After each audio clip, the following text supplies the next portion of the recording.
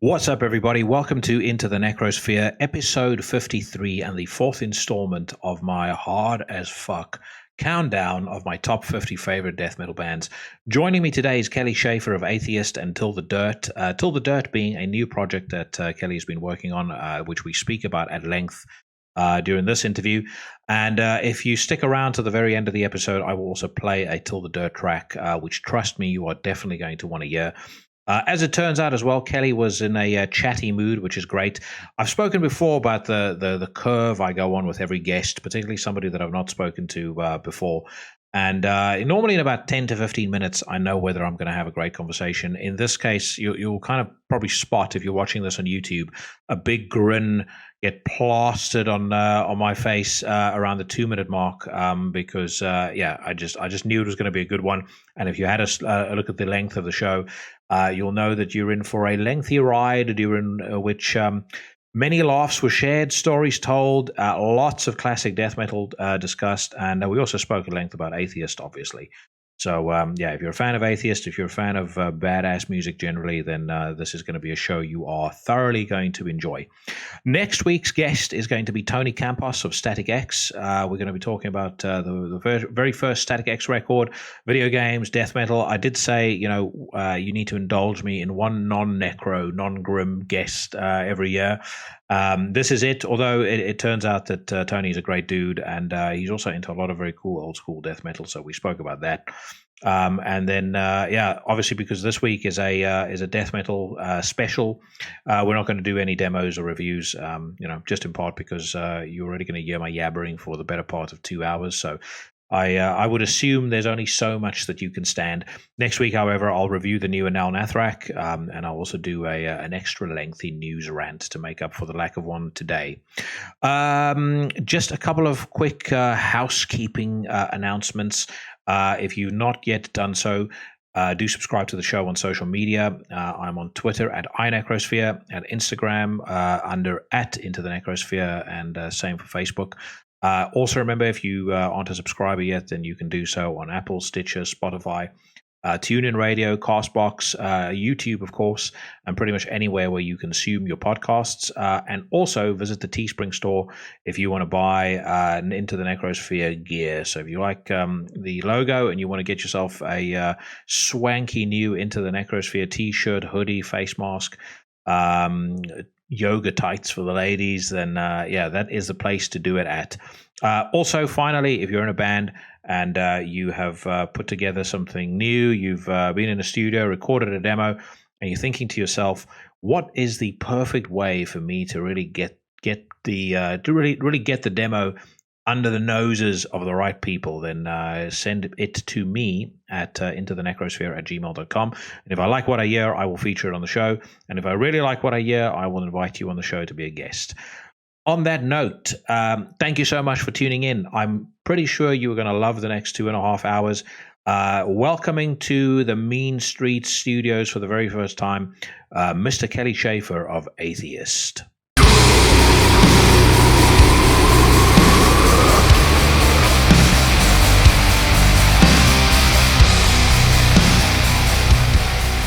So, first of all, I just want to say you have been for probably the last 6-7 months, bizarrely, the most requested guest that I have, including from a couple of bands. I had David Gray from Agricocker Voices and Antichrist Imperium message me a little while ago, and he has promised that he will only come on the show if you appear on the show first.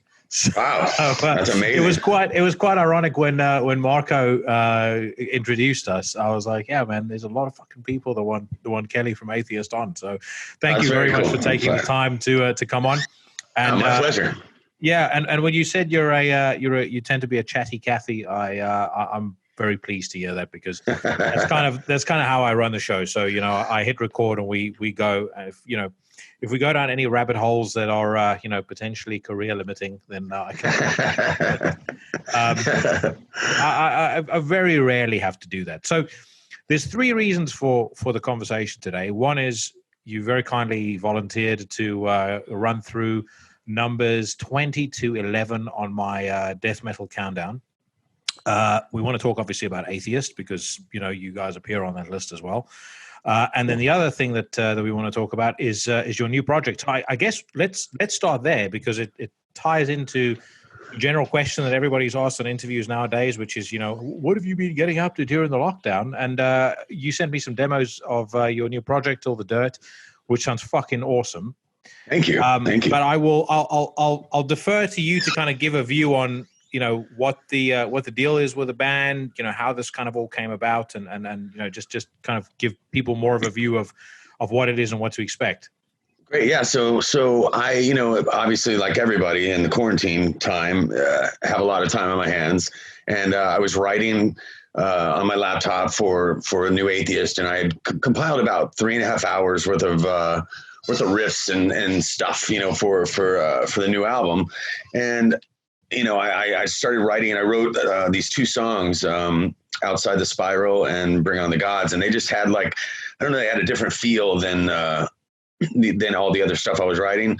And so I went ahead and kind of developed them and quickly put some vocals on it. And I sent it around to a few people, to a lot of my musician friends, people that I knew would tell me the truth, and because it just seemed really, it's a really odd combination of, I don't know if you mixed Seattle with Gothenburg, you would have an idea of what it's like. So it's got a lot of 90s sort of grungy vibe, but with a lot of extreme blast beats and some of the, oddly, some of the witchiest vocals I've ever put out. I don't know what the only thing I can attribute it to, and I know it sounds very shallow and odd, but I've never drank alcohol while writing.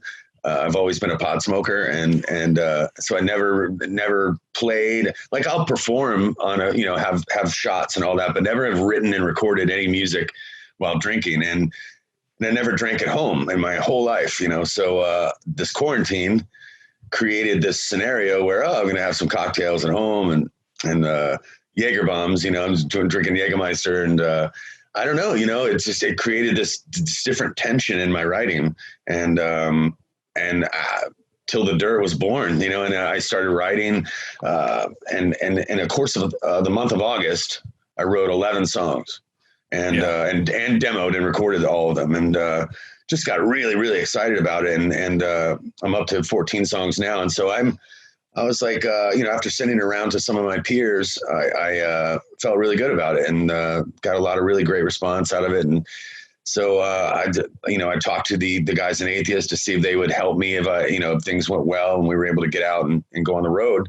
And so, and they actually played on a couple tracks after I'd written the songs. Yoav, our new bass player, put down some bass lines on 2 songs, and then each of the guitar players did a couple solos.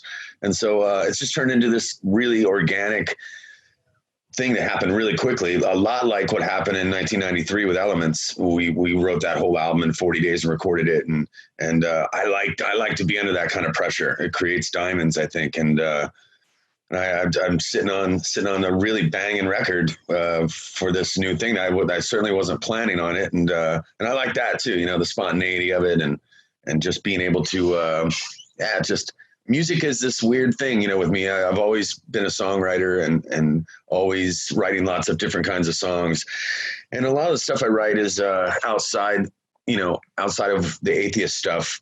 Is I had a band called Neurotica, and that was pretty mainstream in the eyes of my extreme metal peers.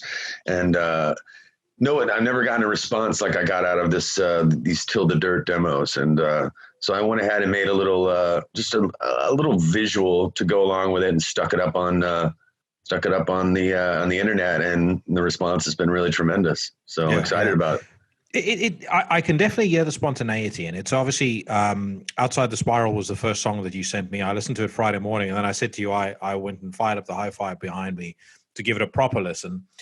So it's interesting. There's a couple of things I take away from it. One, it's definitely got your riff style, but it's more in your face. It's a lot more aggressive. There's some grooves on that song that almost remind me a little bit of Pantera, and that may be because I've been listening for some reason to a lot of older Pantera stuff recently. But there's a real kind of relentless sort of groove to it. And then you come from left field with this really crazy, really unpredictable melody in the chorus that is just awesome. And I mean, I'm normally not the biggest fan of kind of clean sung choruses or the kind of scream and then sing dynamic. But this just sounded great. It reminded me a little bit actually of Septicflesh, who we're going to talk about later. It's that singing that it just sounds like it belongs. It doesn't sound like you can whistle a tune to it. It doesn't sound like you would have been able to predict it. It just sounds like it just catches you by surprise. And then the vocal performance on it, I absolutely love as well. Thank you. It's like violent to the point of almost being like bordering on black metal. Yeah. But then within this really kind of great modern metal sheen. See, that's another thing. I'm totally not well versed in the black metal scene at all. And so it's completely an honest sort of happy accident that it ended up having. Now I did notice, like, obviously I've been around a long time and I've always had sort of a high, I never had the deep gutturals like a lot of my contemporaries do.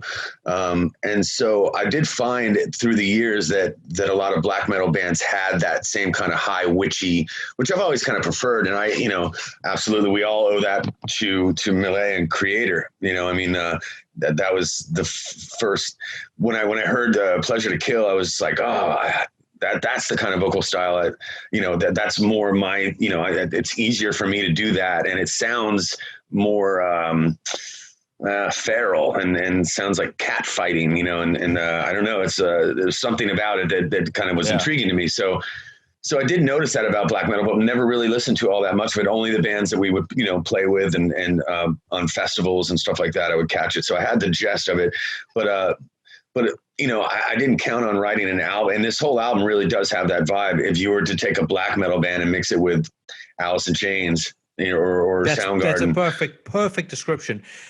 That you on that song, and I'll with your blessing, I'll include that song on this episode as well. But there's like there's this sort of clean played riff at the that takes you through the verse, which sounds that sounds quite like a lot of modern black metal bands.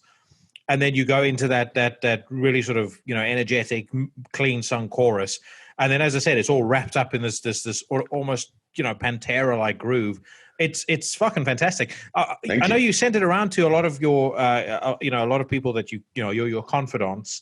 But have you had any label interest? Have you shopped it around to any labels? What's kind of the plan there?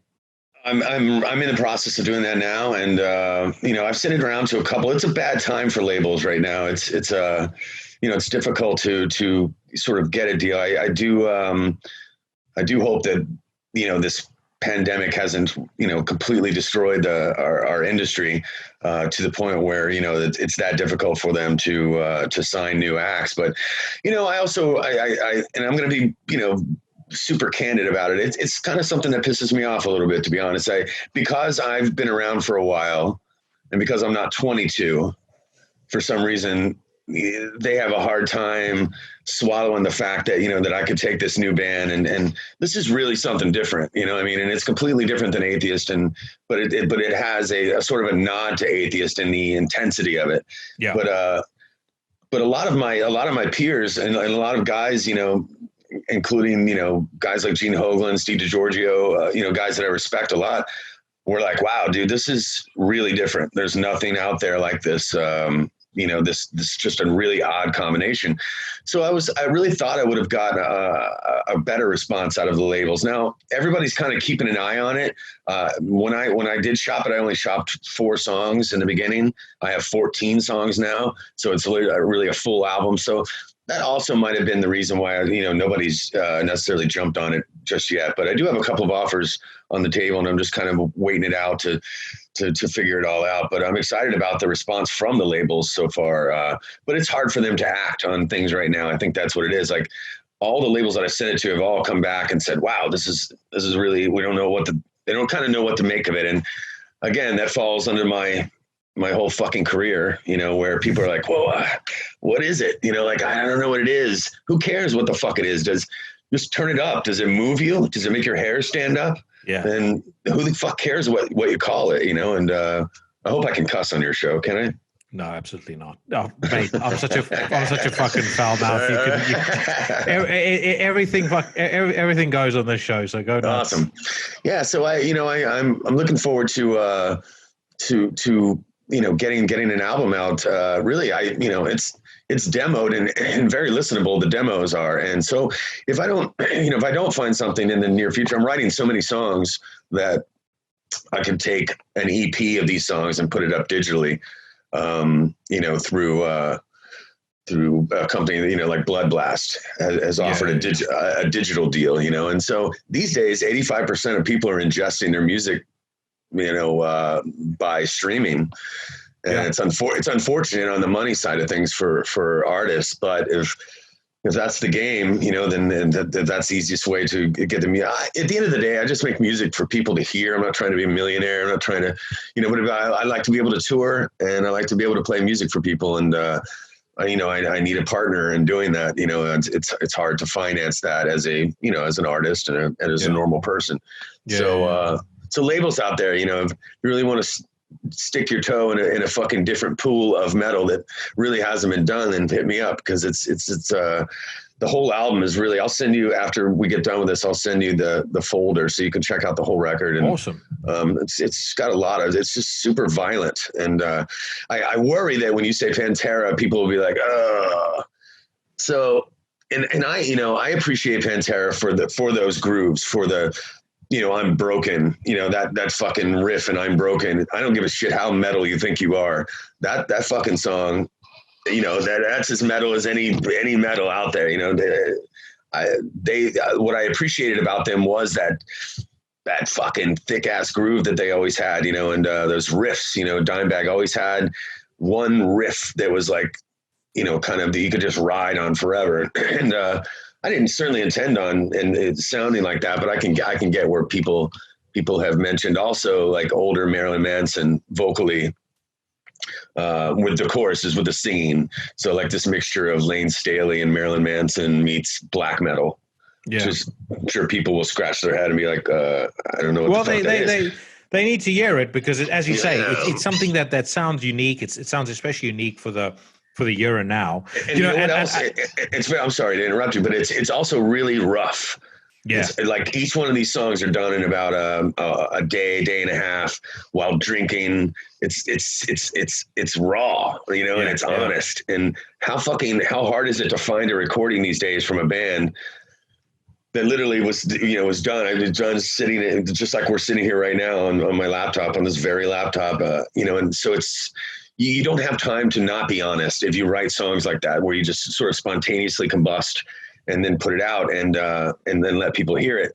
It's I think that in itself should be intriguing for people, because a lot of what you're hearing today is so combed over with it, and so perfect, and all the drums are perfect, and all the guitar notes are completely, and I don't know, that part of what's missing from today's metal is that old school underground, not sloppiness, but just that rawness, where everything isn't perfect. These days you hear a bass drums are like,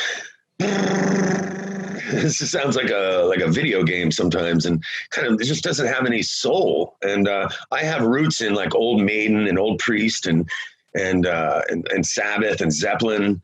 And so those roots mixed with my extreme metal roots create a really weird, kind of something that we're not hearing a whole lot of today. And so I'm excited about it, and I appreciate you, bringing it up. Yeah. And look, the Pantera reference, I would say, is absolutely a compliment. I don't get this millennial fucking. I noticed it amongst younger metal folk. This hatred of Pantera for some fucking insane reason. I mean, for me, I don't give a shit what any of those people say. I grew up with Pantera.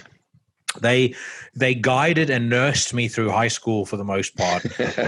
And as far as I'm concerned, A Vulgar Display of Power and Far Beyond Driven is right up there with anything that Slayer, Metallica, or anybody ever did. In many ways, personally for me, it's a cut above.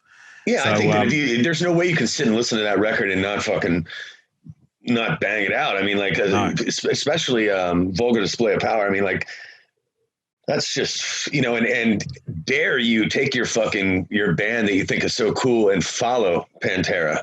Yeah. In a live scenario. Like a lot of today's kids never saw Pantera back in the day, but that band was fucking brutal live. I mean, you did not want to follow Pantera and come up, even though a lot of bands made that mistake of following them.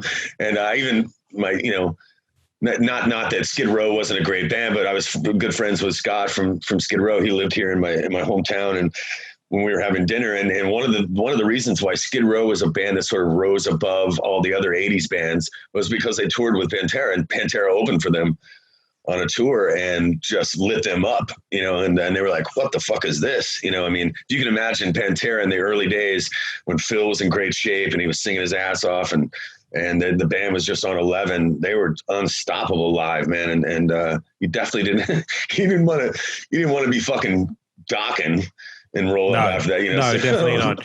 Well, you mentioned something earlier about what a lot of modern metal bands are missing, and I think you alluded to it, but I absolutely have spoken about this on my podcast many times. It's that menace and that danger that, and I really do think you only get that from something that's truly spontaneous. Yes, you're absolutely correct. You kind of need to catch that lightning in a bottle, and you see it on records, or you hear it on records, I should say. You see it on stage as well. If you watch. There's this bootleg clip going around of Pantera doing "Seek and Destroy" with Jason on stage, and they're you can see they're drunk, they're stoned, but they're they're like doing the gang vocals, and there's like a feeling like anything can happen when you see that, and I just don't think that you can replicate that with any fucking synchronized headbanging or pyro or anything else like that. There's a feeling to that chaos and that craziness. There's a charm to it. Yeah, there's definitely a charm. And I think that danger that you speak of is really important, and it is. I can tell you another example from the third Atheist album, Elements, the song Mineral. We were about to go into the studio the next day. We still needed one more song. And as I tell the story, we didn't have any pot, and a pot's a big part of my writing process. And so I remember being really frustrated, and we wrote Mineral that day before. So the recording of that song is that is on that album from 27 years ago is the very same. I mean, that song was less than 24 hours old, and it's still in our set today. Like we still play it live. When you don't have time to sort of overthink it, or it's like if you thought about getting in a fight with somebody for 2 months, you think about it, or like, all right, when I walk up to them, I'm gonna kick him in the shin, then I'm gonna poke him in the eye, and then I'm gonna elbow him in the face. Once you're in a fight, all that shit goes out the window. And I like that. I like to sort of start a fight with myself musically and see how it turns out on tape. And that's kind of what Till the Dirt is, completely 100% honest, sitting at my desk with drinks, just whatever happens. And I love what's happened, so far. So I'm excited about that. But, with a band like Atheist, with all those with the technicality involved in a song, in all those kinds of songs, that was a rare thing that I don't think, not a lot of people, I never get a chance to tell that story really to people, but when you're listening to that recording and it's less than 24 hours old, that just never happens. You always write a song, you demo it, you think about it, you play it with people, and then, you live with it for a while and then you put it out. But that was not the case. So I like that process. My other band members do not. I can tell you the same thing happened on Jupiter. Chris Baker, our guitar player on Jupiter, we were working. We had written all the music and I didn't have any lyrics yet for the album. And I typically write them in the last 2 weeks before we record. And he was like, "Oh, I said it's time to do a solo." And he was like, "Well, I thought the solo was going to be during this other part." I said, "Well, it's not. It's going to be, the solo is going to be over this part. So let's sit down and do it." And he was like, "Oh, I gotta go home and work it out." And I was like, "No, we're gonna do it right now. Let's roll tape." And he had, a lot of people struggle with that, being on the spot, but I wish more people would embrace it, because I feel like they would be happy with their results. If you never know what you're capable of. Somebody comes up and pokes you in the chest and smacks you upside the head, and you never know, you might kick the shit out of them. You know what I mean? And so if you do that musically, it translates to some really interesting stuff. And so I remember saying to Jason Sukoff, who mixed that album, who is a brilliant bass player, guitar player, and everything, and producer, does a lot of great records. I was like, Jason's going to do the solo, and Jason just ripped out this solo like this so good, and so it's not, not a slight on Chris Baker. It was just an example of, as a young musician, don't overthink your shit. Yeah. Put yourself on the spot. And, sometimes that adrenaline and that anxiety creates some really good tension musically, especially in metal. Yeah, I agree. And also I think when you overthink things, then you don't necessarily deliver music that's authentic to what you're wanting to put out at the time, because you're over analyzing it. And, maybe in some cases people start thinking, well, what are the fans going to think? And, how are they going to receive this relative to the previous record? I much prefer, I've said this many, many times, is I would rather a band release something that I personally think is complete shit, but they themselves were happy with it when they put it out, and they said, this is great, this is exactly where we are as artists, as musicians, except for Saint Anger. But I mean, I have more respect for Saint Anger than I do for Death Magnetic, because with Death Magnetic, they had PR companies and marketing companies come in. They had focus groups test the songs. I mean, that's fucking insane. Oh, that is insane. That's why it sounds like such a saccharine load of shit. When did Metallica become fucking Microsoft all of a sudden? Yeah, exactly. Focus groups? I mean, like, come on, man. It was like Metallica Inc. And then they're like really proud of it as well. Like, we'd been, we did this Master of Puppets tour. People really liked the music. So, we thought we needed to go more thrash. It's like I personally think Metallica should have become a fucking acoustic project, because the best stuff they've put out in the last decade have been that All Within My Hands acoustic bootleg and the acoustic songs they had on this S&M2. That's the songs where they sound happiest as a band and where I feel most convinced by what they're doing.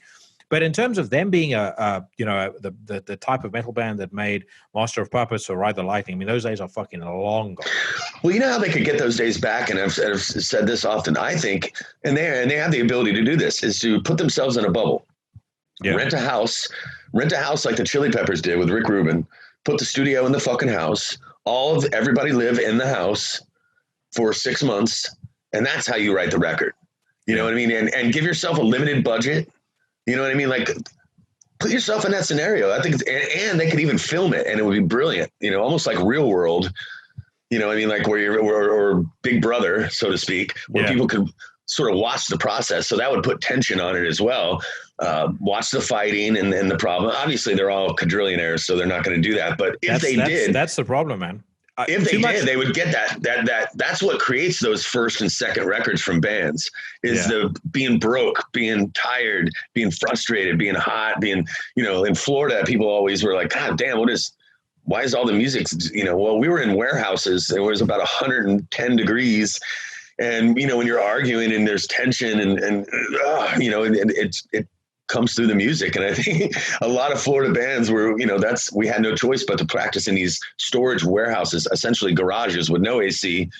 And if you've ever spent any time in Florida, South Florida, it is fucking hot on a level that, 100% humidity and 95 to 98 degrees.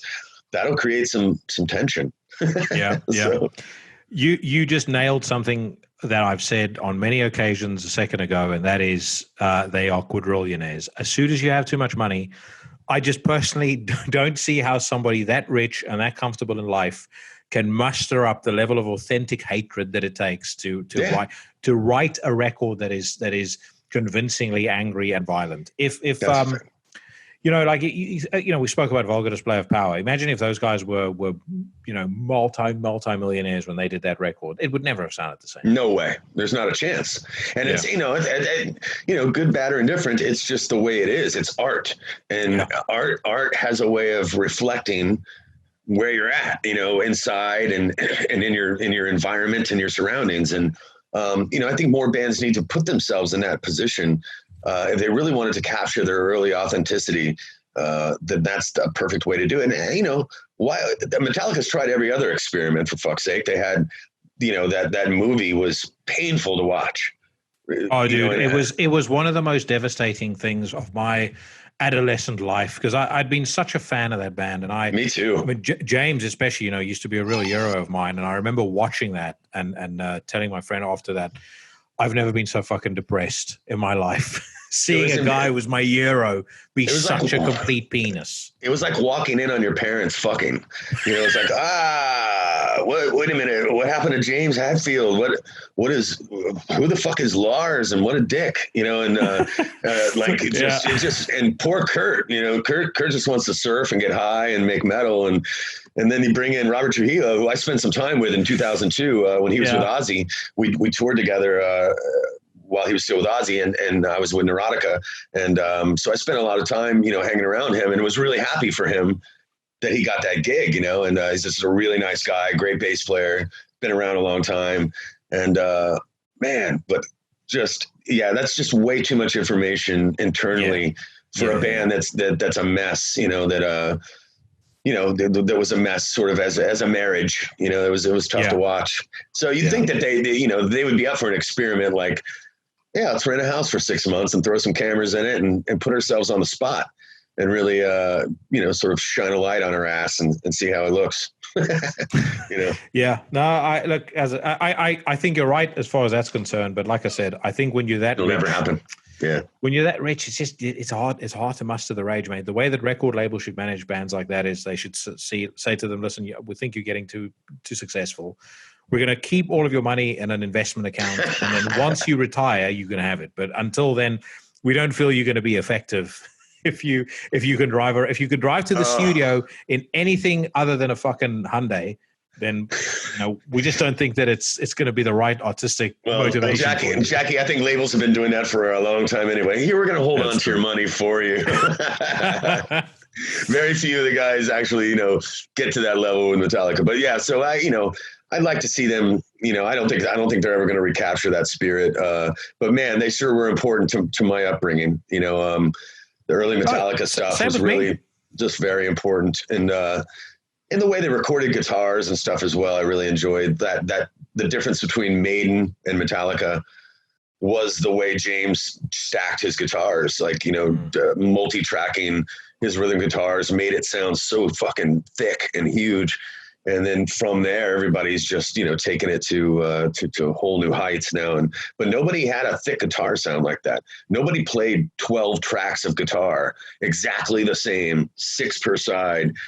And went shung, shung, shung, shung, shung, shung. That sonic quality just really lit a fire that is yet to go out in metal, and it's just been taken to new levels. And I think it's easy to dismiss Metallica if you're in your mid-20s, because you don't really know. I was more excited to see Metallica in a magazine than I was to see my own band in a magazine. Like, that's how. There was like this best kept secret back in the day, and everybody was like around us, where everybody was into Motley Crue, Dokken, even Poison on Warrant, and I was just, Metallica. I would go to school, walk down the hall, and take great pride in playing Merciful Fate. And scaring the shit out of people, like, what the fuck is that? Yeah, you don't know about that shit, do you? You're off listening to Grim Reaper or something, and I'm fucking listening to Merciful Fate. And nothing against Grim Reaper, but it was just there was a different level of metalheads, and it was an exciting time, man. And I miss that. I definitely wish that I could go back and kind of get that feeling again. But I still maintain that sort of vigor for writing and keeping that authenticity any way I can. And just, even though it's not a great message to send, me making this record with Till the Dirt, and playing all the guitars and drinking while I'm doing it, it's not a great message to send, but it created this really cool art. So it lends itself to that argument that if you put yourself in an experimental scenario, it's going to reflect in your art, Yeah. No, for sure. Right. So I want to get back to Atheist in a bit, but I'm going to recap my top 50 death metal bands, or death and grind bands, I should say, and then we're going to start on number 20. So just to recap for anybody that's not listened to the previous installments of the series, at number 50 I had Terrorizer. At number 49 I had Origin. Number 48 I had Brutal Truth. Number 47 I had Benediction. 46 was 6 Feet Under, although I'm now seriously reconsidering that after this new fucking pile of garbage that they've released. Oh my God. Number 45. That was a sentimental inclusion. I'll say that, but my God, has the fucking quality control at Metal Blade gone down the septic tank? If you listen to this new track, I feel bad for the band. I mean, like, imagine you go and record a track and then your vocalist hands you that back. And I've known Barnes for a long time, man, and I don't know what the hell's going on there. Sorry. Dude, that legitimately sounds like somebody's like. I mean, I'm concerned for his health. That doesn't sound like a healthy human being. No, and not mentally either. Because if you sat in the mixing room and listened to that and said, "Yeah, print that shit. Let's put that out." What are you doing, Barnes? Fucking come on, dude. You're a legendary vocalist in this game. Like, you've been around long enough to know. And how dare you put something out like that sounds like a parody. That's exactly what it sounds like. It sounds like when you used to tell your non-metal friends that I like death metal a lot, and they would go, "Oh yeah, that's like music." It sounds like exactly. Yeah, that's exactly what it sounds like. Yeah, and maybe even worse. Like I've had friends try to imitate death metal even better than that. I mean, it's just really that bad, and it's just a shame because I think, Brian Slagle, who I've also known for many years, we used to be on Metal Blade, and I toured with Chris Barnes back in the day. I think it's just they've been friends for a really long time. And what's he, I don't know. I like to think that he told Barnes, "Hey, I don't know about this." And, maybe Chris said, "Look, just fucking put it out. We've been partners for many, many decades. Just please do this for me." And, maybe Slagle, just out of respect for their friendship, put it out. But my goodness. I feel bad for Jack Owen, because Jack's a great guitar player, and I don't know who else is in the band, but I know Jack is, and he got. I think Kevin Talley is still the drummer for the band, but I know Kevin. He's a great drummer as well. I mean, God knows why he's playing that shit. I reckon. Here's my theory. I reckon Corn Pop is Chris Barnes owes money to Corn Pop. You know what Joe Biden was saying about the bad dude that he apparently took down in the 1970s. That's funny. Anyway, Chris Barnes owes money to Corn Pop, which is why that new album is out. He's like, "Brian, this guy's coming after me." Right. At 45, Massacre. 44, Carcass. 43, Edge of Sanity. 42, Asphyx. 41, Necrophagia. Number 40, Autopsy. Number 39, Werewolves. Number 38, Entombed. Number 37, Misery Index. 36, Psychroptic. 35, Hypocrisy. 34, Cryptopsy. 33, Ulcerate, who I would probably move up by about 20 places if I had recorded this or decided on that list a couple of months later, because the new Ulcerate record is fucking phenomenal. I don't know whether you were familiar with them. If you know that, dude, I'll send you a link after this. Cool. You have to check it out. It's a band out of New Zealand. They really kind of avoid the blasting typical death metal blueprint. Right. It is unbelievably dark, really, really emotive, really atmospheric, but just fucking incredible. I love that. Yeah. Number 32, Angel Corpse. 31, Vader. Number 30, Zyklon. Number 29, Job for a Cowboy. Number 28, Vital Remains. 27, Hate Eternal. 26, The Wretched End. 25, Bloodbath. 24, Violent Fire. 23, Big Destroyer. 22, At the Gates. Number 21, the one of the greatest tragedies in death metal, Sinister. And then the first band that we'll discuss at number 20, Decapitated, out of Poland. I was a fan of this band pretty much as soon as they came out. They started in 1996. First record was The Winds of Creation, which came out in 2000. And I think a lot of the guys were still super young when that came out. And everybody sort of sat up and took notice of these, young, hungry lions out of Poland that, was making music that was technically just mind-blowing. But actually, they really had some exceptional songwriting chops as well. And I feel like as this band has progressed, they've just gotten better and better at that.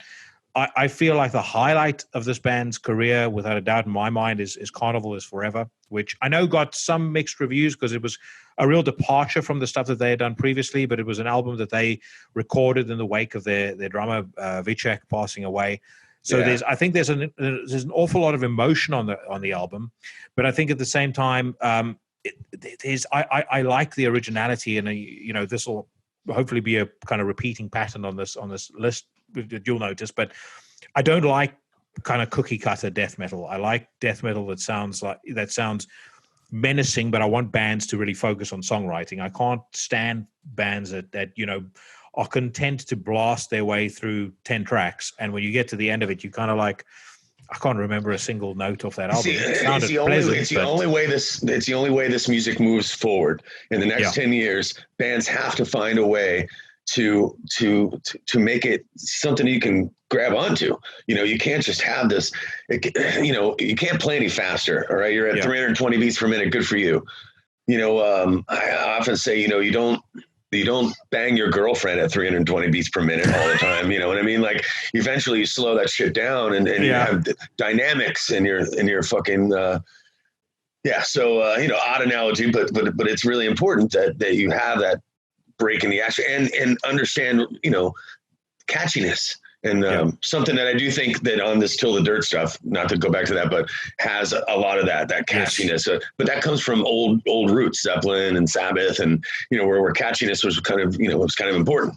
And but I think that modern extreme, especially with all the craziness going on in a 4 or 4.5 minute period, in how extreme metal is these days, if they could just find a way to sew together a blanket that we can wrap around ourselves for 4 minutes, then I think this music has unlimited bounds. Yeah, it's extremely important in a live setting as well, because again, like I've said to other people, a band that just blasts their way through 45 minutes live sounds fucking terrible. And not only does it sound terrible, but if there's even the slightest issue with a sound desk, there's a slight echo in the room. The guy manning the desk as an off day, it sounds like total shit. And there's bands on this list that I've been to see live that I've walked out after 2-3 songs because it just sounds fucking unlistenable. And if you get 5 bands doing that and they all sound the same, that's a long night. Where you're just like, there's no break. You're just begging for a breakdown. Like, please, somebody break. But that's the thing. You need to give somebody who's never seen you before something to latch onto, and I can see the stuff that you've done on Till the Dirt. 100%. If people have never seen you before, and you've got 4 or 5 guys getting up on stage and they're giving it 100%, and being badasses on stage, and you've got the persona going on stage. Borderline verbal abuse yelled at the audience. People are going to watch that and they're going to go, fuck, I remember the chorus to, Outside the Spiral. Right. I remember, the breakdown year or the groove. Yeah, it's going to resonate with people. Whereas a bunch of blasting is never going to. Well, imagine Atheist back in 89, 90, 91. On tour with Cannibal Corpse fans, playing, Atheist is a great example of a band that you just, live if you've never heard our music, I can understand why people were throwing shit at us and yelling this couldn't understand it. It was probably sounded like a big mess back in the day because there's just so many different parts and it's constantly changing. And then it was in a time where, Obituary was king, Morbid Angel was king, and so those are the bands that we were sort of up against. There was nobody for us to really tour with. We toured with Candlemass and then we toured with Cannibal Corpse, 2 opposite ends of the spectrum. And neither one of their fans could kind of, get us. We had a really tough time.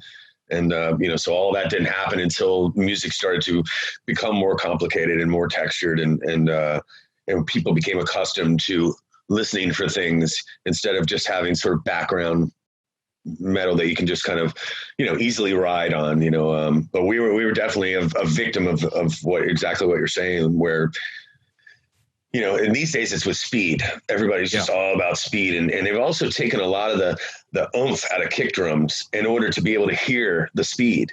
So we're sacrificing bottom end Rain and Blood kick drums for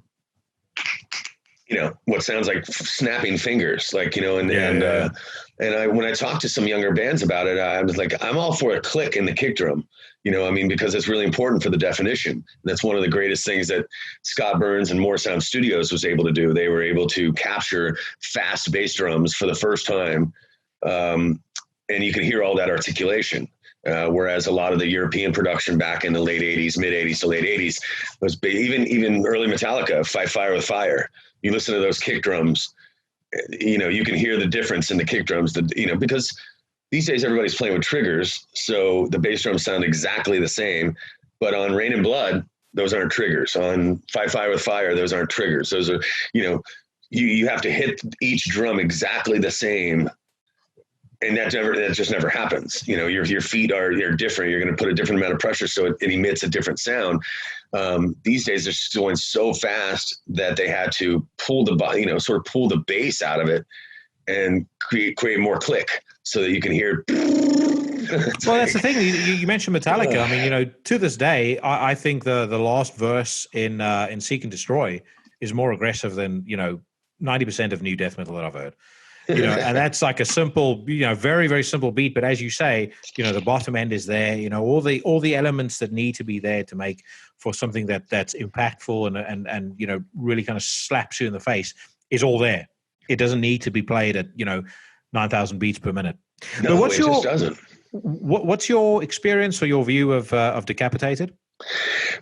Unfortunately, not a lot. Just they're 96. I was just in a different world. If that's when they came out, I've read a lot of great things about them. I have a lot of my friends, younger friends that speak well of that band. And, oddly, I'm not a purveyor of, like I used to be, like with tape trading and back in the day. I try to listen to as much as I can online. But again, it kind of lost me a little bit whenever the blasting became such a really important thing where it was just blast all the time. And so maybe I passed on that band, and sort of because I thought that they were a part of that, that whole process. So I fault myself on, spending about 10 years in more of a, I don't know, I'm still an old school. I just listen to fucking Sabbath and Zeppelin, and I love those bands. Those bands always make me happy, and they inspire different things out of me. So I know I sound like an old fucker for saying shit like that, but I Hell Awaits, Early Slayer makes me feel different, man. Than any modern record I listen to now. What I do love modern wise, I really enjoy bands like Gojira. Yep. Gojira is a band that has groove. They have the dynamics. Where it's not always now. They're the first band that really kind of made me go, all right, I could get behind some blasting. You know what I mean? I can. They do it in a different way. Where they're setting the music on top of super fast drums. They're cutting the music in half. So you're able, where the guitar is just going zhung, zhung, zhung, zhung, zhung, zhung, but underneath is, that dynamic gives you something to grab onto. Yeah. And it's easier for my ears to wrap around that. And so I we played with them in Norway, 2007. Me and Steve Flynn were sitting backstage, and we were like, "Who the fuck is that?" And we could just hear these monster riffs, man. And that's what I like. That's another thing. It's riffs, man. It's riffs. Yeah. It's not tapping. It's not all this shit. It's riffs, man. You talk about the end of Seek and Destroy. That's fucking, that'll always be cool. Riff always wins over, solo flashy shit to me. We're all different. I completely agree. I reckon though, your enjoyment of Gojira will probably mean you'll like the Decapitated song that I'm obviously gonna edit this in afterwards. So the song I'm gonna play is a track called 404. But this was a record where they started introducing kind of elements of Meshuggah and Gojira into the death metal sound. Cool. And this is part of why I like this record so much. So they were a band that was.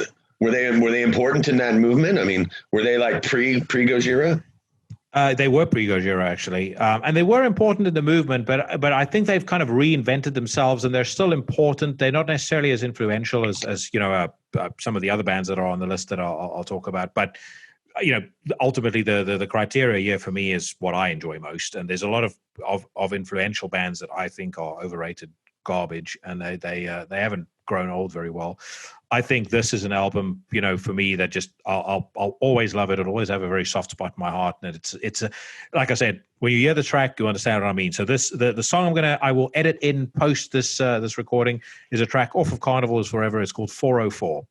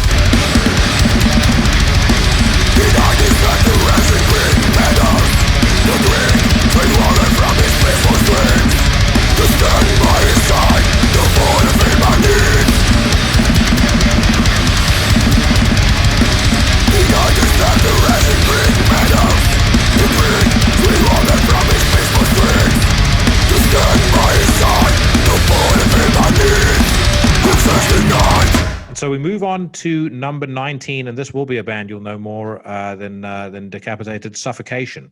Oh yeah, my very good friends. Yeah, so I discovered Suffocation when Pierced from Within came out. So I'd kind of missed the train on the hype that that preceded Effigy of the Forgotten. I think in hindsight, I'm glad I did, because Effigy of the Forgotten is a good record to me, but I've never felt as strongly about it as I did about Pierced from Within. Pierced from Within for me is the apex of this band's career, and they've done a lot of good stuff after that. But just this album has something just phenomenal to it, as you say, extraordinary riffs. Lyrics that were really violent, but there was a kind of a real gritty realism to them. And when Frank Mullen is saying human life means little to me, you kind of get the impression that the dude might be serious. Well, Frank's one of my favorite people in metal. I don't even, we're not even like great friends. We don't talk all the time, but I love his stage banter. I love his, how he is. And, Ricky does a great job. We just toured with Suffo in South America last year before all this shit happened. And Terrence and me have been friends since 91, and Mike as well, their old drummer. We've known each other for a really long time, but it's pretty hard to match Suffocation, man. I mean, just pound for pound, one of the heaviest metal bands on planet Earth. Just, when you stand in front of Suffocation, like those riffs, like Terrence Hobbs as a guitar player, people don't understand like what Hetfield was to downpicking and thrash metal, Hobbs is to downpicking, and his technique of playing is so intense and so tight that I don't think it's appreciated enough. I agree. I completely agree. Sick ass guitar player and solos too. I mean, he's just, and couldn't be a nicer guy. Couldn't be more humble. And then he's just exactly the template of, what kids should try to be, just a super cool guy, always there to talk to people, but just a pretty hard to touch as a player. He's just so good. And I was just reminded of that on that tour, just watching him every night. Just, it's unbelievable. His right hand is just sick as fuck. Yeah. I would say for me, he's to death metal what Jeff Hanneman was to thrash. He's got a darkness to the way that he writes riffs. There's a lot of technicality there, but he also has a really deep sense of melody. Like you can always distinguish between people that have a musical palette that stretches broader than kind of pure metal, or new wave of British heavy metal, because the melodies sound completely distinct and very, very different. And he's one of the guys that I think really, certainly in that era, I don't think there's anybody that could touch him. And then to your point, Frank Mullen is incredible. I've seen them live a couple of times, and I don't know what your view is on this, but they've always been one of the bands that when you see them live, there's a genuine sense of unease that fills the air in like the best possible way. Yeah, but it's like you just know things are going to fucking pop off when they get on stage. Yes, seriously going to put a foot on your throat for 45 minutes to an hour.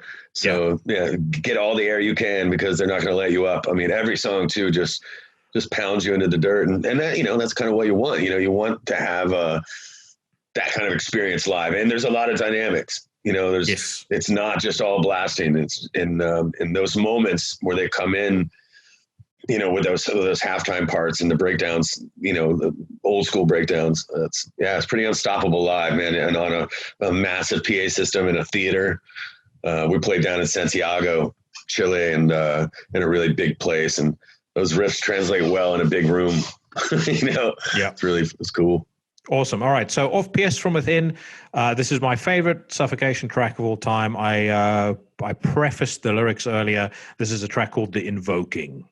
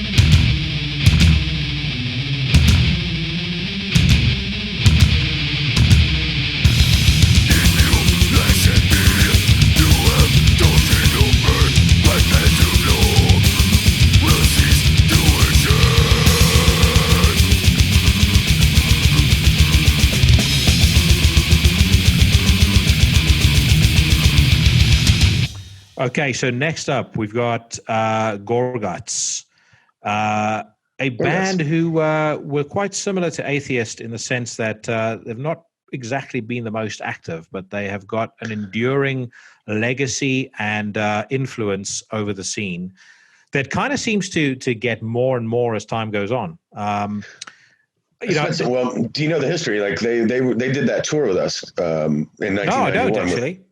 Yeah, so they opened that tour in 1991 with Cannibal Corpse.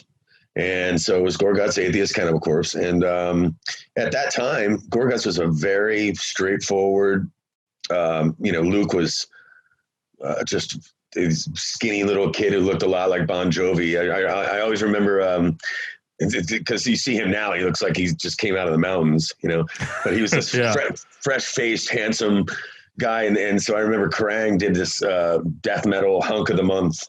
And so he didn't know what it meant. We were on tour when it came out, which is a ridiculous thing in metal anyway, for there to be a hunk of the month, and he was like, what is this hunk of the month?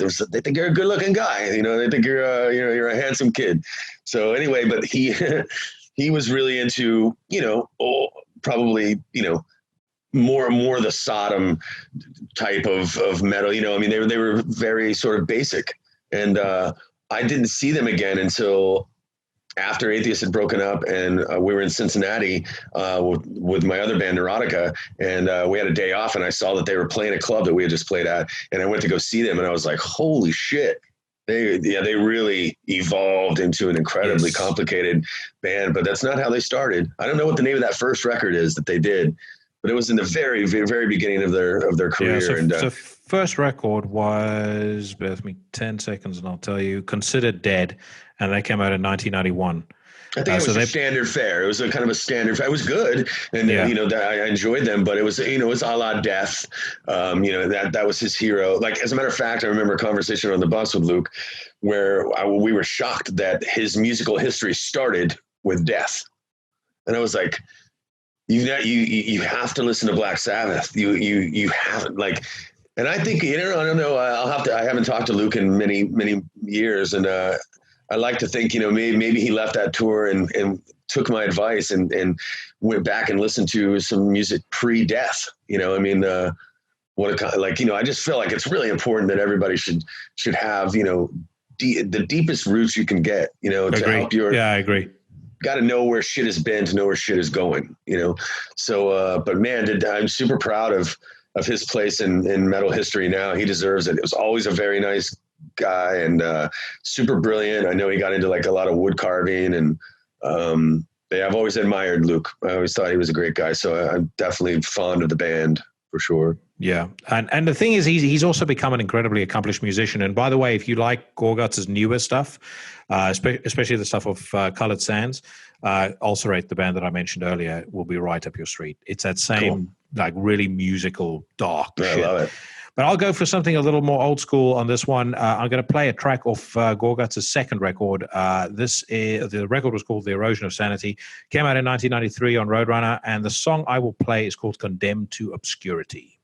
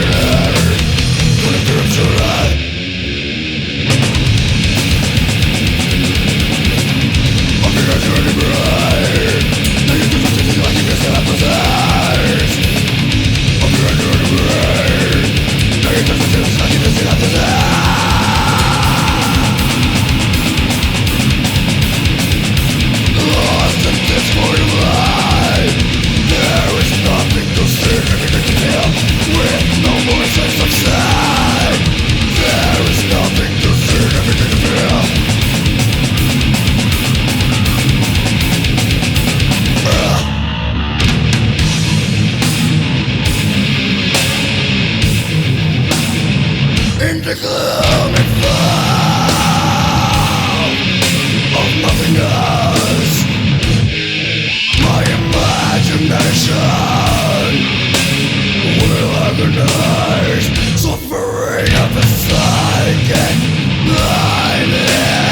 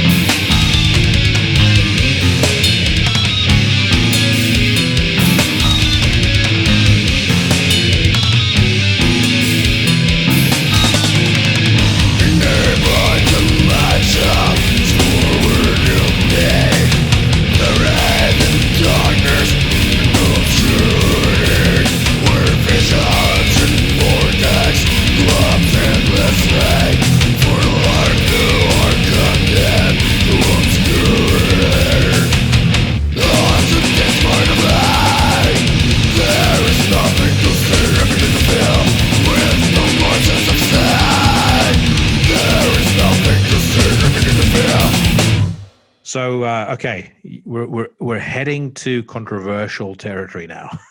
So if you want, I can edit stuff out later. No, but I know you mentioned that you don't have the best relationship with Patrick of Pestilence. I don't know him, so I have no skin in the game here. I do like Pestilence's music, and I actually think they're one of the few death metal bands where some of the later stuff has been really, really good. Yeah. my love for Pestilence was the first two records. They were, and Patrick was a part of the. We just don't see eye to eye about things. I'm not the only one. I get that impression, and I also saw recently had some massive spat on Facebook with a load of fans because he was posting a load of I think like anti-vax conspiracy shit, and obviously people took issue with it, and then he was like, "You can't silence me." And you kind of look at it and you go, well, dude, you also can't put out an opinion in public and not expect it to get challenged. He's just not my kind of guy, man. I mean, we've been at odds for it. It all started back in, Unquestionable Presence, when we were recording Unquestionable Presence. And, we lost Roger just 8 weeks prior to that, to recording that record. And we had Tony Choi. And at that time, there weren't a lot of bass players that were, able to play those bass lines. And Pestilence was on Roadrunner. They, had more money, more obviously much bigger band. And they were in the studio at the time. And, he heard those early demos. Like he heard them at the hotel room and went back and fired his bass player.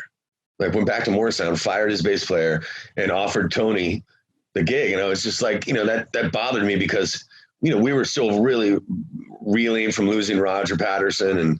And I just thought it was really, that's what started off our kind of thing. And we had words about that. I was like, dude, it's impossible for us to be able to go and tour and do anything unless Tony, and so you just stole our bass player, so that's where it started. And then we grew up and we hung out actually a little bit in the Czech Republic, at Brutal Assault a few years back. Those first two records with Pestilence, I love. And I think they're brilliant. And that's the Pestilence that I really enjoyed.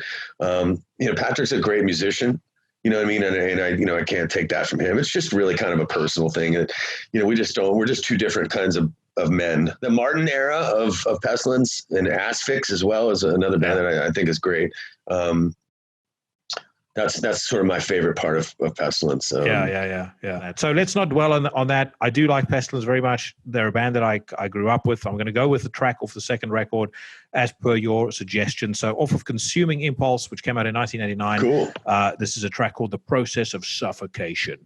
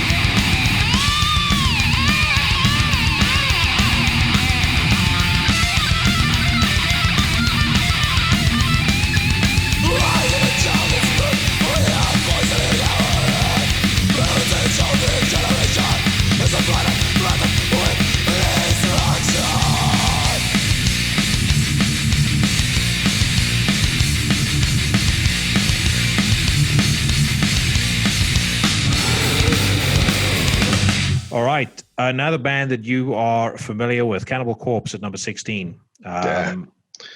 So I'll hand the gavel back to you on that one. You guys went touring with them. I mean, you were kind of there in the formative years. Yeah. When no one really knew who they were, and no one really knew who you guys were. Yeah, we were. Well, they were definitely. People were finding out who they were a lot quicker than we were. I remember, they were just crushing us in merchandise, but that was kind of, again, Atheist was very alone on a street corner of weirdness. It wasn't until Cynic came, until we kind of met up with Cynic that we kind of had a sister band, you know what I mean? And it's like-minded in the idea of the direction, moving away from just gore and brutality and blood and guts. And we were writing about different stuff, and the reincarnation and spirituality and things like that. And putting that on top of, extreme music and technical music. So, we were just coming from two different worlds. And in the beginning, I don't think they really understood us, and we didn't really understand them. But we always got along, for the most part. But it was just really tough. That tour, I just remember being just frustrated that people thought we sucked. And musically we were doing something really different. They just didn't understand it. And then we just happened to be on tour with Cannibal Corpse while that was happening. But the band that they became is fucking I'm just so proud of that. Like, man, they're as heavy as just, again, that's another one of the bands you got to stand in front of to be like, wow, Jesus, it's just, and, Corpse is like, there's just really hardly anybody that does it any better than him vocally. He's hilarious live. He's got a great stage presence, and that neck never stops. you know, and No, they just have that, you know, they have that spirit. They've always been reliable. They've always been there. They're kind of like the AC/DC of death metal. You know, like, and I mean that in the most flattering way. Just that we are what we are. Here the fuck it is. Here's another record, and it sounds great. And you know, I mean, Paul, his drums, he still blasts the way he blasts, which is, you know, he didn't try to learn how to blast the, you know, gravity blast and all that. He's just Mazurkowitz. You know, I mean, he's just that's his style, man. Just like AC/DC, you know, where you see Phil Rudd just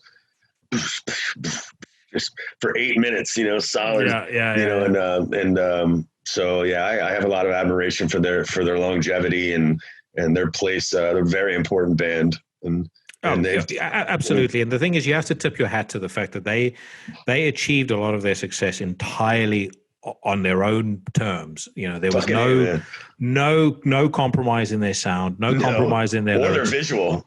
And the visual, and the lyrics, you know, pretty hard to top their topics over the years, you know.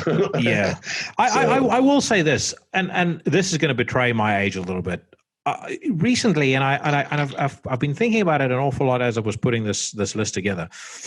If I kind of rewind, so Cannibal Corpse was the third death metal band that I was introduced to. So the first one I ever heard, the first death metal record somebody ever gave me was The End Complete. And I loved that. And then somebody gave me The Fourth Crusade by Bolt Thrower, and I was like, this is fucking insane. And then someone gave me The Bleeding, and The Bleeding I loved. And I still love it to this day. I like a lot of the stuff that George is on.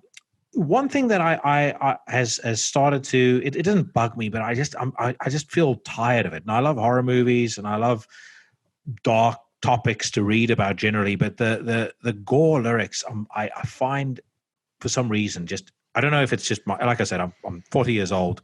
I have a daughter. I don't want to hear about it anymore. I know that's probably very hypocritical to people, considering I listen to music that, you know, people are yelling about Satan all the time. But it just does nothing for me. It just feels so fucking just juvenile and just like, oh, okay, God, how many more fucking songs can you write about a guy chasing after a woman with a knife?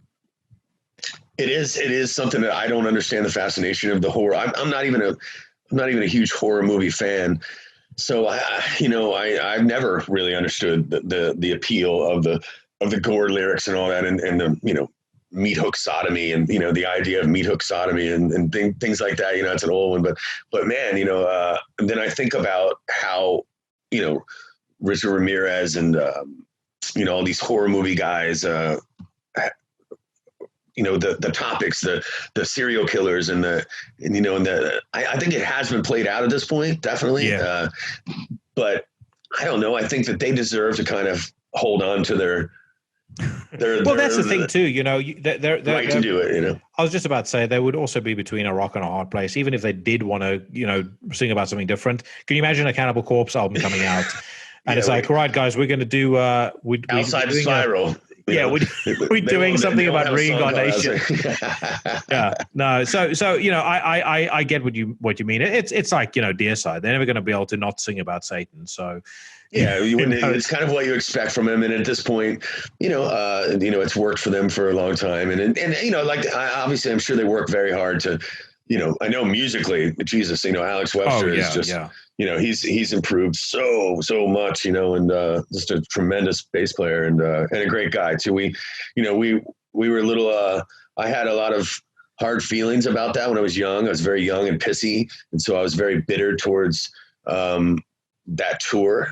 And it wasn't personal against them really, but I kind of let it be a little bit. And I grew up, and I saw Alex backstage at Grass Pop in Belgium. And I told him, I was like, yeah, I was really pissed at you for a long time. And he was like, bro, he's like, I love Atheist. And I was like, I don't know. I just always felt like, you know, this. So anyway, we came to terms literally backstage at Grass Pop, and we've been great friends ever since, you know. And, you know, when you're young and it's competitive and, you know, everybody wants to be noticed, you know, it was frustrating for us, man, just to constantly be swept under the fucking rug for all these, for satanic bands, for gory bands, for, you know, there was just nobody for us to share any sort of intellectuality and a little different side of things. I mean, it was just so frowned upon back then. It took all those years before we came back for people to actually kind of go, okay, atheist, I get it now. And it took another generation, really. It wasn't their fathers. It was when we came back in 2006, I thought it was going to be a bunch of older guys coming to the show, but it was their kids coming to the show. And they're the ones that, the internet kids sort of brought us back and kind of understood what we were trying to do back then. And it still made sense today. So we're lucky in that sense. But I think Cannibal Corpse is just absolutely the fabric of, death metal, quintessential. Hell, they're in fucking Ace Ventura. Yeah, absolutely. And awesome. I'll relay my favorite Alex Webster story. So there was a video that came out, I think, with Rock Hard magazine back in, I think it was 1993 or 1994. And actually, on the first part of the series, I used a little clip out of it where Alex Webster was, he's very young. I mean, the dude looks like it needs to get on the Clearasil. He's that young, and he's like, the death metal band should always be getting heavier and faster, never fucking wimping out. And I used to love that, and a friend of mine and I used to always joke about that quote. And then I was growing up, I was still in South Africa while this was happening, and when you're in South Africa, particularly when you were of my generation, there's a real detachment from everything that goes on outside of the country. So the idea that you might ever one day meet somebody or talk to somebody in any of the bands that you're listening to, it just blows your mind. A friend of mine was living in Canada, and he came back to visit for Christmas, and he had a gift for me, and it was a poster signed by the whole band. And Alex had written on the poster to Jackie, "Thanks for never fucking wimping out over 20 years." And I was like, there's your quote. I was like, dude, I was on fucking cloud 9 for years after that. It used to be a thing like Chuck Schuldiner used to be like, false metal, everything, no false metal. That was like an early Tampa sort of phrase, and those guys, Alex and them, came originally from Buffalo, and then ended up coming down here to Tampa, and they've been down here for a lot of years now. So, but that was, it was like this gang mentality back then, because our kind of music, starting with thrash metal all the way into death metal, and that whole world was super underground. So we were constantly fighting and having to just to get anybody to notice. The Tampa Bay Metal Awards, I remember MTV came and did a small spot on the Tampa Bay Metal Awards, and we were so excited to finally get a little bit of attention from the industry, where you have all these great bands that are out touring all around the world, and nobody's paying attention to it. And it was kind of frustrating. So I think those terms, when you're young and fiery, the no false metals, keep it fucking heavy, whip out, no wimpy ass shit. Plus, we're watching all these dudes dressed like women playing what they called metal, Poison and shit like that. I was like, fuck that. That's not metal, So when you're young and pissy, that's kind of, I'm sure we've all said some really silly ass things, but that's how it was back then. It was competitive. But the thing is, it made for magic, and magic that remains, alive, sounding to this day. No exception being the next track that I'm going to play. So this was the song that really sealed the deal for me as far as Cannibal Corpse was concerned. Off the album of the same name, this is The Bleeding.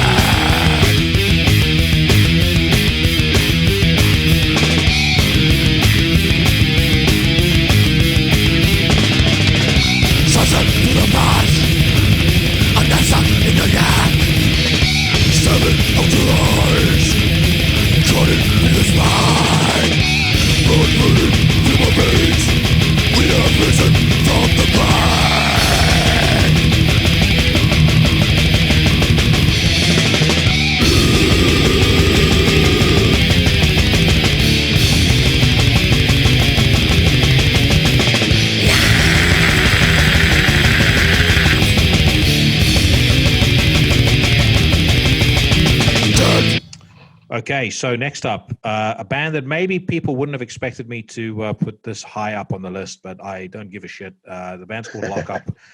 It features a who's who of famous metal folk, particularly one of my favorite musicians and songwriters in the extreme metal scene, Shane Embury. I've said this many, many times. I think this guy is one of the most underrated and underappreciated people in metal. And I think the day that guy hangs up his spurs, people are going to realize what the scene has lost. His he's ability a good daddy too. Shout out to Shane. Yeah, 100%. He's a good daddy as well. Yeah, you always see that his pictures up on Instagram and stuff like that. I mean, he's just a fucking great dude. But he writes such badass music and music that consistently sounds interesting. And I can't imagine at the pace that he puts out material, how difficult it actually is to do stuff that stays as good as he does. Lock Up being no exception. And I think part of the reason I love Lock Up so much, when I moved to the UK, I had about 3 CDs on me. And Lock Up was one of them. And I listened to the record in question, which it wasn't Pleasure Paved Sewers, it was Hatebreed Suffering. I listened to that record fucking half to death, to the point where I know where every single imperfection on the album is. And I think it's just an absolute masterpiece. And everything they've done since has been good. It's got that same... Was that, sorry? Who else is in that band? So I'll tell you in a second. So Kevin Sharp is the vocalist now. Okay. They had, for a period of time, they had Thomas from At the Gates as their vocalist. Nick Barker. Him. I just met him for the first time in 70,000 Tons of Metal. And I guess we had met back in Sweden in 92. They were at a show. Fucking great guy. Much younger. Yeah, great dude. Great front man. Him. Yeah. Nick Barker, the very famous Nick Barker was their drummer for a period of time. I know that I think Jesse Pintado played in the band as well for a period of time. Oh, wow. It's very much a super group, and I know Shane kind of treats it as an alternate project to Napalm Death, but it is fucking fantastic. Cool. I'll have to check that out. I haven't checked it out. Yeah, dude. If you want just a shot of just pure violence, that Lock Up album is I love me some violence. So here's one of my favorite tracks by Lock Up. And like I said, this was very much a soundtrack to my first probably 6 months in the UK. Back when I had so little money that to entertain myself over weekends, I would go to the local HMV and I'd play on their Xboxes and listen to music at their listening booths. But this is a track called High Tide in a Sea of Blood.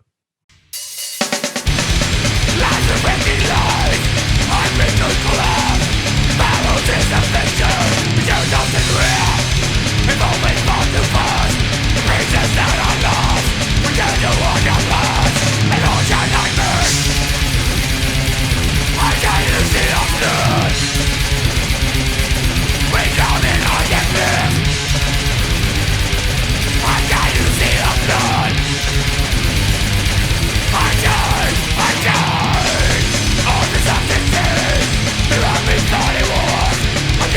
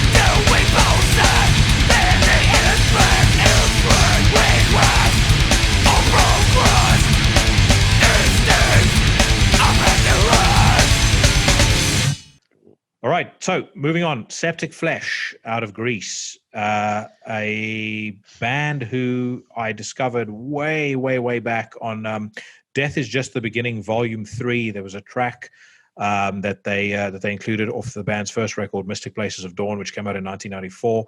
It was at that point the fastest drumming that I'd ever heard in my entire life. And when you're a kid, speed is like the greatest thing ever, because you can play something to your friends and say, listen to how brutal this is. No one can blast as fast as this guy. But they kind of started off as this sort of doom death band, with these speedy dirges, and then I think as they grew older, the guys actually got really studied in classical music, and a lot of that influence started coming in. And I think of all bands that incorporate the classical music and the orchestra side of things, I think they are the most sophisticated at bringing that into things.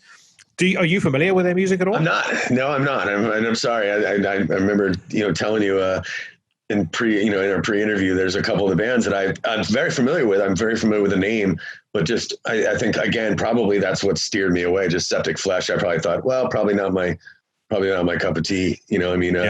If a band was called, Scab Me to Death, I probably wouldn't listen to them either. It's shame on me for missing out on stuff just from a band name. So I don't think it's I don't think you're making I don't think you're making an irrelevant observation there at all. I know for a period of time they were thinking of changing their name, but it was kind of like Rotting Christ at the time. They were thinking of changing their name, and then they kind of felt, well, we've already got a fan base, people know who we are, so we're not going to do it. But both of those bands could have been exponentially bigger commercially than they are. I mean, I would say Septicflesh, if they didn't call themselves Septicflesh and they had some other name, they would have been as big or bigger than a band like Dimmu Borgir, because they do a lot of what Dimmu Borgir does, but they just do it way better. And Rotting Christ is in many ways is quite similar. So it is kind of a shame that the name let them down. Obviously, it's self-inflicted at the end of the day. But anyone who knows, check them out, though. I was about to say, most definitely check them out, and start with a track that I will play off of Sumerian Demons, which was put out on Hammerheart Records back in 2003. This is a song called Red Code Cult.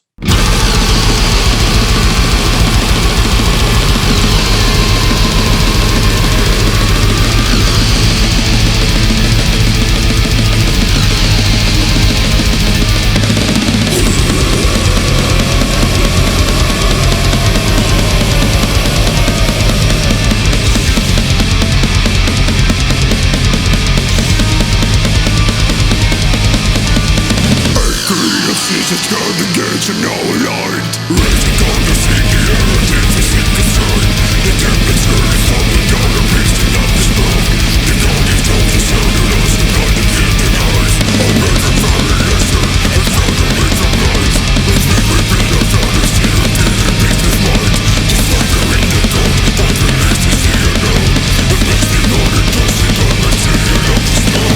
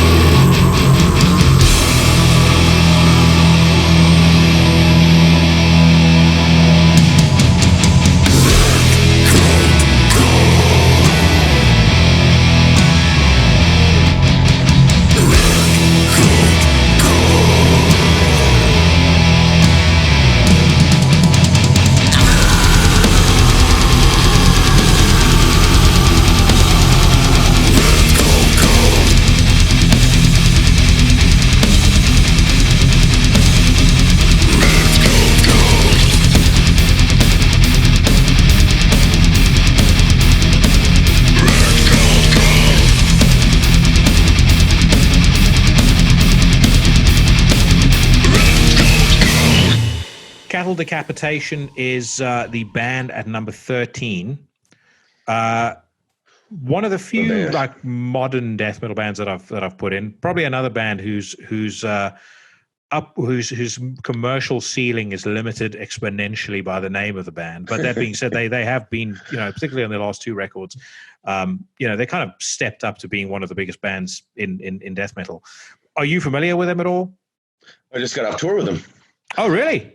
Yeah, we just toured with them in November and December of 2019, just literally right before all this shit hit the fan. And my experience with them before this was limited. I was obviously familiar with them, and I knew they were really interesting, and I knew that Travis Ryan was, the kind of vocalist that was. We played with him once at Maryland Death Fest in 2007 or 8 or something like that. And I remember hearing them in the background, like, wow, it's really interesting. It's chaotic, and crazy. But that was pretty much my only experience with them until we got out on the road. And Travis had seen that we were back. We were active again. We went when we were out with Suffo in South America, and was fortunate enough to bring us out as direct support on the tour. And we owe him the world for that, because it was, I had a brand new lineup, the new Atheist lineup that I was really excited about. And, originally Steve Flynn was supposed to play drums on that tour, and he had an appendicitis just before it happened. So we were able to come up with an understudy prior to that. So it worked out good. But I know that Travis was nervous about us being out there with it, because he's an old school Atheist fan. And he was like, I don't know, really wanted Steve to be there. And whenever he saw the new guys, he was really, pleased with how well they were playing the material. But anyway, back to Cattle. Man, hard to find a band that unapologetically unique. I was so shocked at how great that new album was. Like, because the old stuff is very extreme, and the videos are super extreme. And but Travis and those guys are super smart, and they're just super nice people. Treated us with I just love humble people, and especially bands that have been around for a long time, especially people that are really good at what they do. It's just refreshing, you know what I mean? And there's just no room for attitude and arrogance and all that shit, it's just unnecessary. And so it was a real pleasure to be out on the road with them. And I learned a lot about, I can tell you, as a guy who's, been singing for 30 years now, I look at a guy like Travis and I think, how the hell are you getting all that sound out of you? And I really learned a lot from Travis Ryan on that tour. So you can never stop learning things as a musician. Yeah, I agree. And how to preserve your voice, when you're screaming all the time. And a lot of times I was screaming in a way that was almost like people sing, like I was trying to bring it from the bottom of my diaphragm. And really that's not the best way to scream. Like you end up kind of, it's a different technique. And I kind of learned from watching Travis, like, oh, I don't, I'm doing this wrong. You know what I mean? And I told him, I was like, it's funny, the cycle of influence, because he talks about, being, atheist, being a huge fan when he was coming up as a kid. And so now here I am opening for his band and learning something from him. It's important to note that it's something that you should never stop learning in music. And so, yeah, I can't say enough about them. And that I feel so terrible that this fucking virus happened, because that album is just sick as shit. From the drumming, the bass playing, I agree. Top to bottom, really, it's going to go down in history as one of the great albums of this, of our world. And can't say enough good things about those guys. How does he nail those clean vocals? Because I mean, it's not. I was about to say it's not standard clean vocals. It sounds like he's gargling fucking sawdust, or not sawdust, but gargling fucking tent spikes when he's doing it. But he does it perfectly. And at first I was like, I remember seeing them a couple of years ago doing a dual headliner with Broken Hope.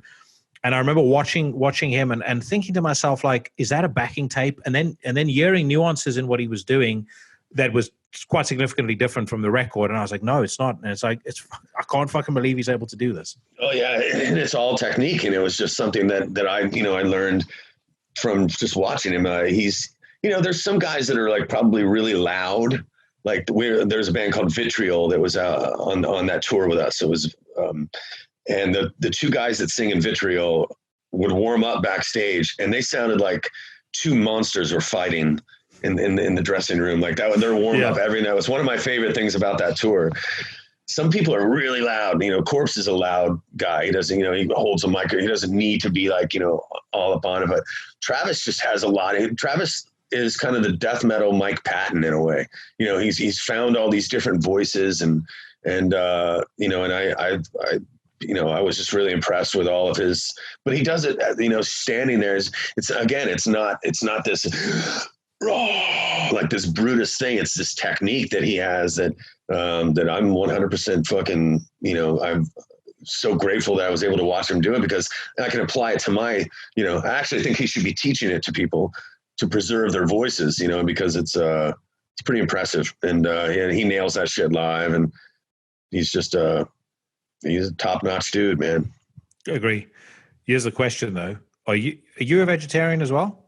No. I love a steak. I was about to say, that's the one thing where I fear that, I told, actually, Author and Punisher was out on that tour as well. And I wrote those guys, I said, listen, I'm fucking Mountain Dew, pot smoking, steak eating, they were like, no, that's cool. It's cool. And there was at one point where they were like, can you bring one water bottle and use that water bottle for the whole tour? I was like, I don't drink water. I said, how about I bring one Mountain Dew bottle and I use that Mountain Dew bottle for the whole trip, because that's what I drink. I said, you guys are going to hate me, man. I'm so not healthy.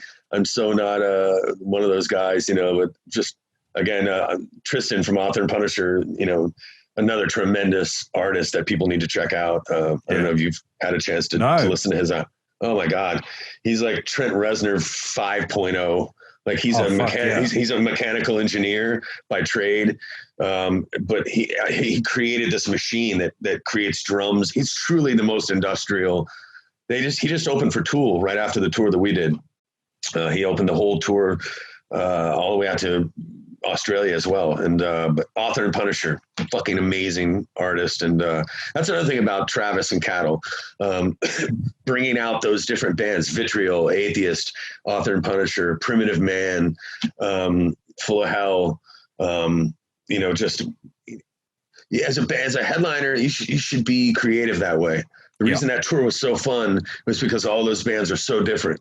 Instead of putting 5 bands that sound exactly the fucking same. Dude, I cannot agree with you more strongly. I fucking despise when a lineup is like 5 bands that all do exactly the same thing.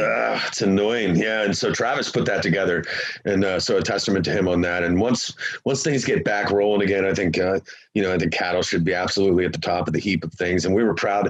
People were like, well, you've been around for a long time, and people talk shit online, like, why are you opening for Cattle? Why? Because fucking they deserve to be fucking headlining. They've been at it. We went away for a long time. They earn it. They sound amazing. Their stage show is great. They put a lot of time and effort into it, and I'm proud to open for. It's not about being the headliner. I don't even like fucking playing last anyway. You know what I mean? I don't really care about it. I just want to be on a good bill. I want to be a part of a good night. I don't want to open the show. That sucks. But we've opened enough we paid our dues. That's kind of a rite of passage that every band has to go through. But the thing is also, if you're, I would imagine, and I've not been in this position myself, but if you're main support, right, kind of a lot of the pressure is off of you. The guys lower down the bill, they're going to play to, a house that's half packed. People aren't going to be all that interested in it. But by the time that you come on stage, folks have had a couple of beers. They're in a relatively good mood. They're kind of getting excited about the main band, and they're not expecting a huge amount from the main support. So when you come on and you absolutely fucking blow them away, they're like, damn, I need to check this band out. They were really, that tour was so important for us. It really brought us back into the fold, because a lot of people were like, who the fuck is this? I never come to our merch booth like, are you guys a new band? Because all the guys that are in my band right now are like 23, 24, 25. I think the oldest one is maybe 29. So, they're young and fresh faced. I'm the only old guy in the band, and I'm old enough to be all their dads. But so the young people were immediately like, whoa, what the fuck? And I've never had such a great response on a tour.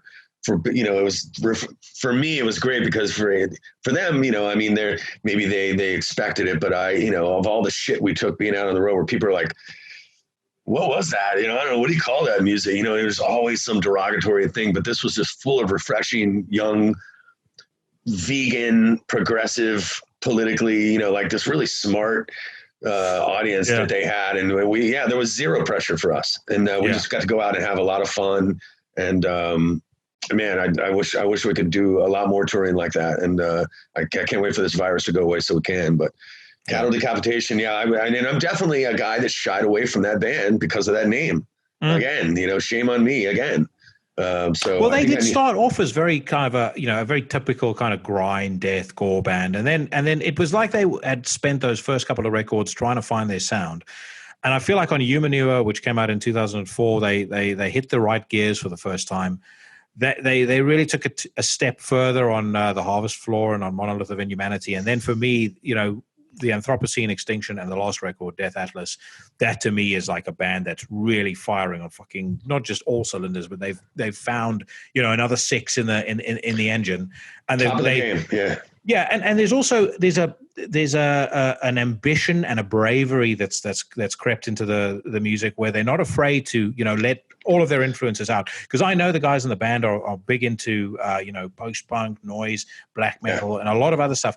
And they're less afraid now to draw on all of those influences and kind of step outside just the pure death grind, you know, typical death metal sound. And it's to their benefit. And I think more bands. Travis takes a lot of shit. I'm sorry to interrupt you, but Travis takes a lot of shit for his singing voice. You know, but that's ridiculous. I mean, that's one of the most unique things about them. Is these epic choruses that, you know, that come in, you know, in the middle of these, you know, super low gutturals. Like he just has such a different approach to everything. And I think that, you know, it's a shame that it'll take people a while to kind of get used to that singing voice, but I think it's super unique and nobody sounds like that. And that's, at the end of the day, man, that's fucking really important. You know, that you do something different, like, you know, just you know, I can't say enough about that. And they certainly do that. And, you know, I feel so terrible that they have to go through this virus, put out a record like Death Atlas, and then not be able to go out and tour and support it. It's fucking horrible. But hopefully on the heels of this, they'll have another record ready to go. And I think it's a really great band. So they got a lot more in their tank. Yeah, I agree. So at number 13, Cattle Decapitation. This is off of the Anthropocene Extinction, which came out in 2015. Probably my favorite Cattle Decapitation track. It is a song called Apex Blasphemy.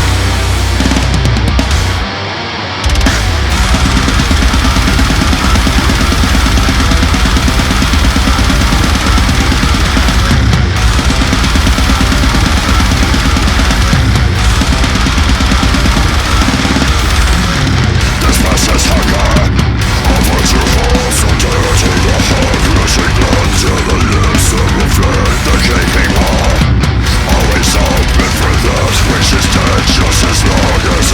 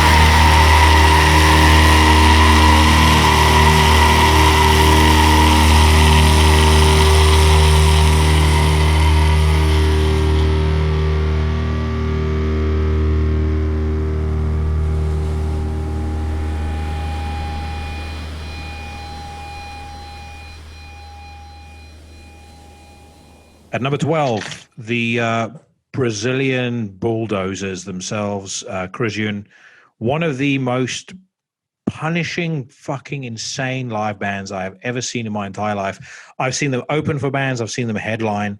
There are very, very few bands that can follow these guys and not sound just like a fucking shell of what was on stage, either prior or after. They are. It's astounding to me that three guys can make the racket that these guys do. And even though a lot of their songs are really fast and blasting, they have a sense of groove, which, I don't know whether it's in the water in South America, but it's just not like anything else that you've ever heard. There's like a natural. It sounds very, very natural. It doesn't sound like it even took time to develop. It sounds like they were born having that groove already, and it just works extraordinarily well. South American bands have that. It seems that, I noticed that when we were touring, a lot of the bands that opened the shows, this real primitive sort of jungle-esque vibe, whereas Florida is very swampy, that South America has this like jungle quality, this primitive pummeling sound. A lot of bands, it's pretty unforgiving, And this is another band that I haven't spent a lot of time with. I think I've heard on a couple. I know we've played a couple of shows together along the way over the years, but one that I haven't spent a lot of time with. So there are a couple of bands in death metal where I really do think you need to see them live to really understand what they're about. Broken Hope is one of them. Crisian is another one. You will hear them and you will go, that's good. It's pleasant to hear, but as soon as you see them live, it's just like, oh my fuck! Now I get why people like this band so much, and Crisian are absolutely like that. I'm not going to dwell on them too long because I think we both know who the next band is. So I'm going to play one of my favorite Crisian tracks. This is a song called "Hateful Nature." It's off an album called Bloodshed that came out in 2004. Everything that this band has done is worth recommending. But this is a song that I just feel captures all of the things that I love about this band in one song. So Hateful Nature by Crisian.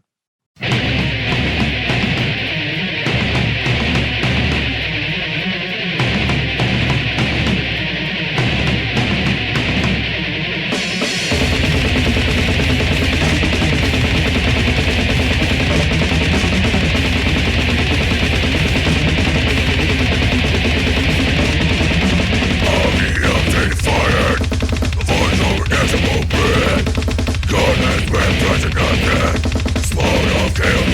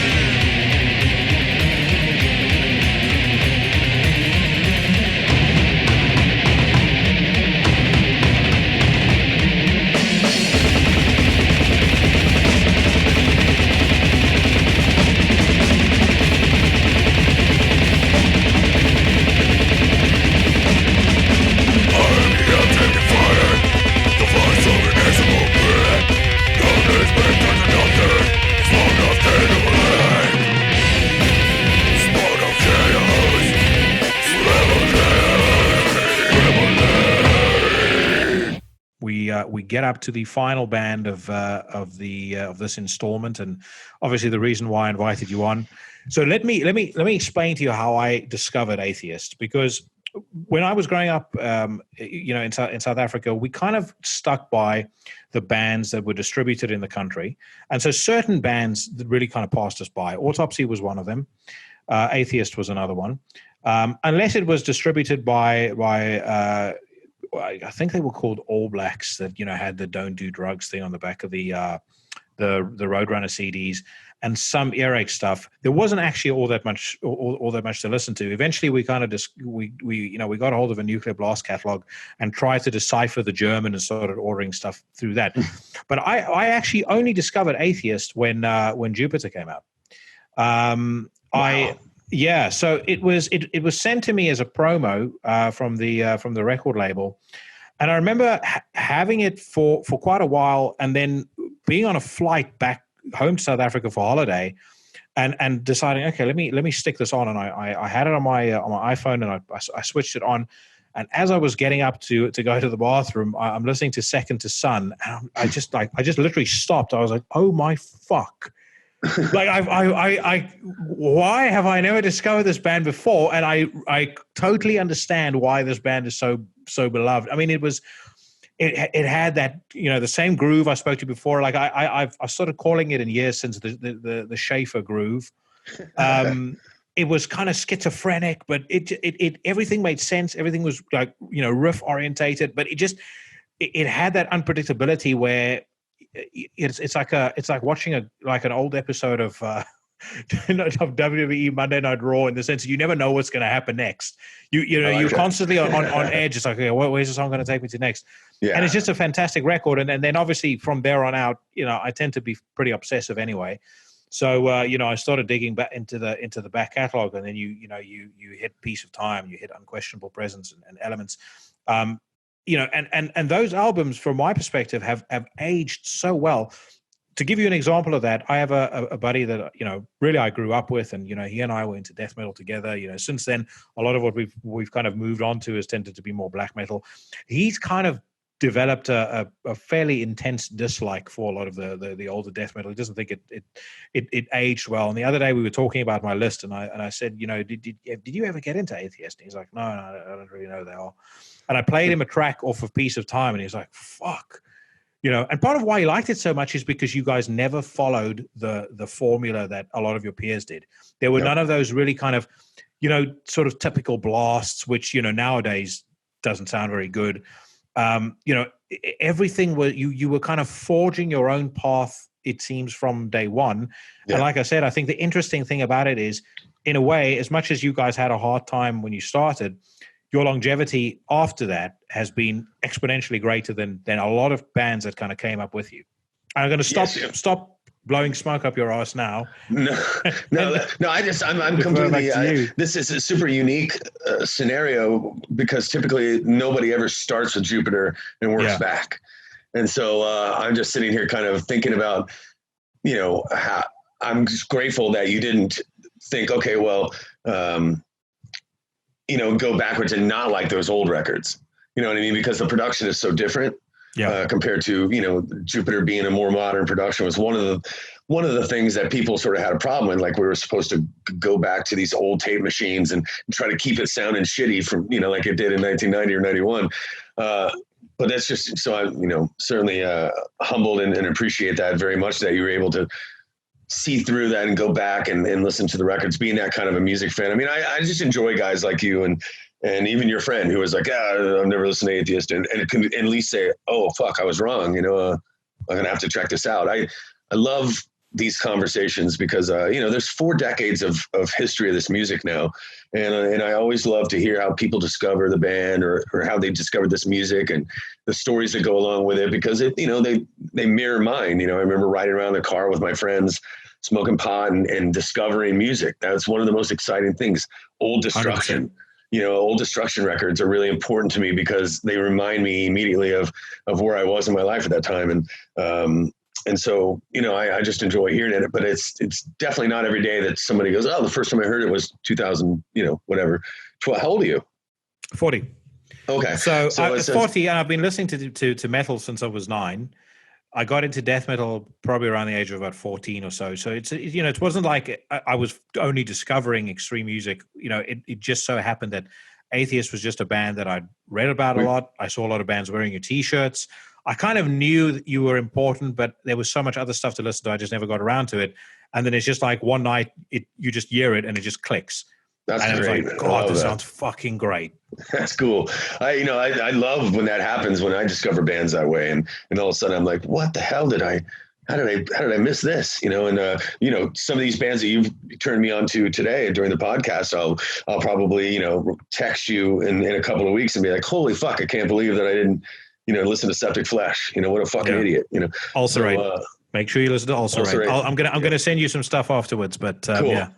Yeah, but so it's we've always, if you've been around long enough to know that it was definitely very difficult playing that. We had a love of jazz and Latin jazz, and combining those, combining that with extreme metal was a tough sell back then. So it was really hard, but these days anything goes, and so it's nice to be and like what you said about sort of aging well. I'll take that aging well.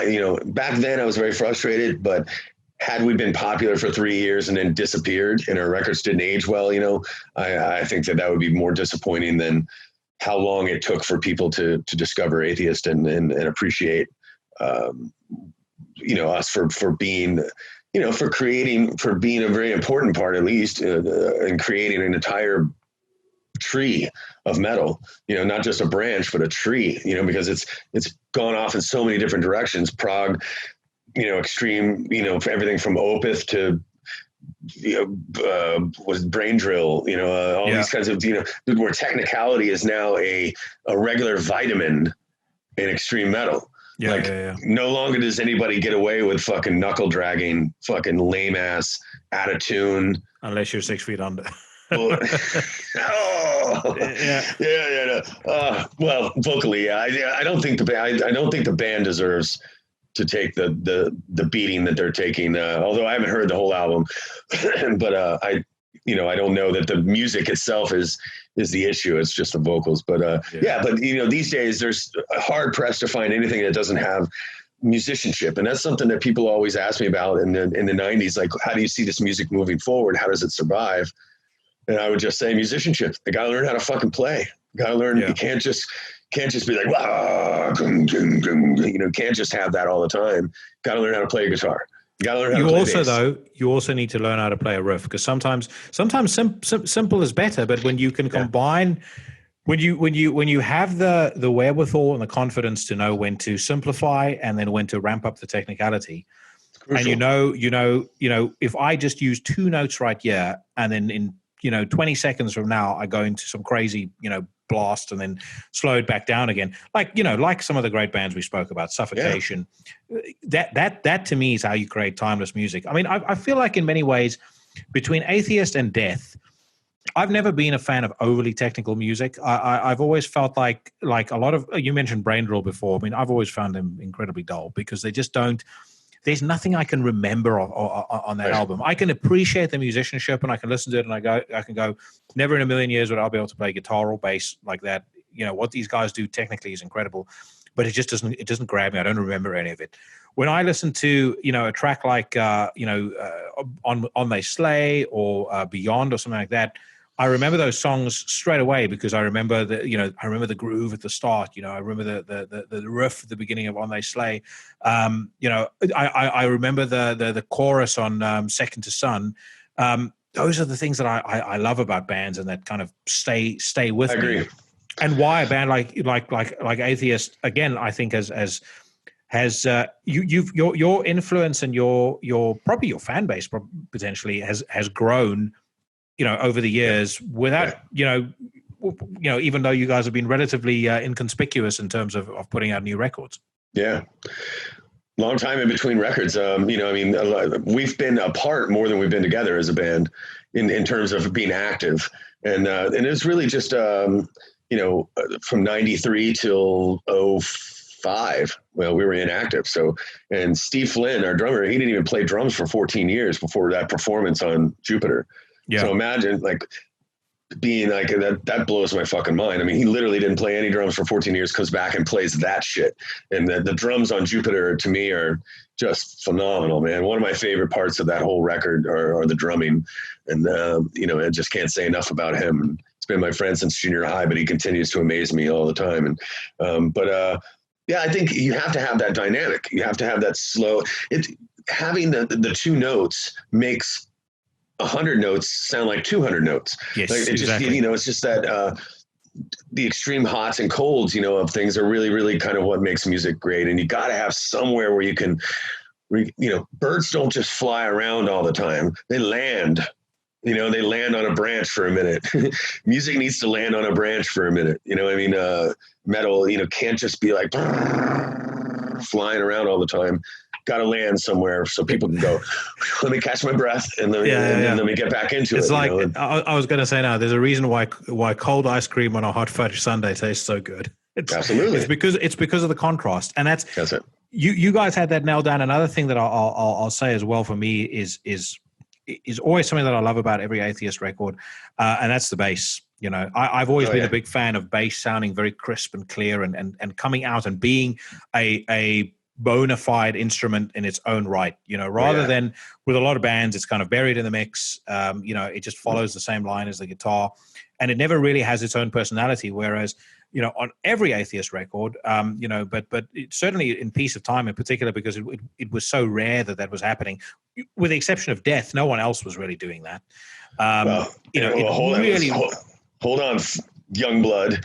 Like Death was definitely not doing that. Like in the beginning, and this fucking history needs to be like corrected for what it's worth. Death is owed all the credit in the world for their place in history and in extreme metal and all that, but had zero to do with technical metal. They came in after, Cynic and Atheist, really, and that's an important thing. I want to know, when I talk about the Who and Zeppelin and the Stones and the Beatles and all, the pecking order is kind of important to understand how music, moves along. So it's hard for me when people continuously say, when they mention like as if Chuck was always there into progressive, because he went so far out of his way to talk shit about Atheist and the fact that all we listen to is jazz and dude, those guys are false metal. And when I was talking about false metal, I didn't even know that. Yeah, that's a story that not a lot of people know, and it's one that doesn't make me a popular guy to tell, because people are like, oh, Chuck Schuldiner, man, he godfather of death metal and yada yada, and that's cool, and he is owed a lot of credit. Although Jeff Becerra and Possessed are also owed a lot of credit for really being where death metal, the term death metal, came from Jeff. But anyway, it's just it's time for people to tell the story correctly. Jazz influence was something that Cynic took to a whole lot. We always at least kept we kept it very we were more metal with jazz influence. Cynic was basically a jazz band with metal influence. But both of us were championing this kind of music that not a lot of people were feeling, and they're confused by it. And so it wasn't until Paul and Sean from Cynic joined up with Chuck before Chuck went, okay, I get it now. This progressive, this influence is good, and then they went on to make, Human and all these records that were, more progressive. So, and, maybe some people would be like, who cares, Kelly? Go fuck yourself. Don't talk shit about Chuck. I'm not talking shit about Chuck. I'm just saying that it's frustrating when people, it's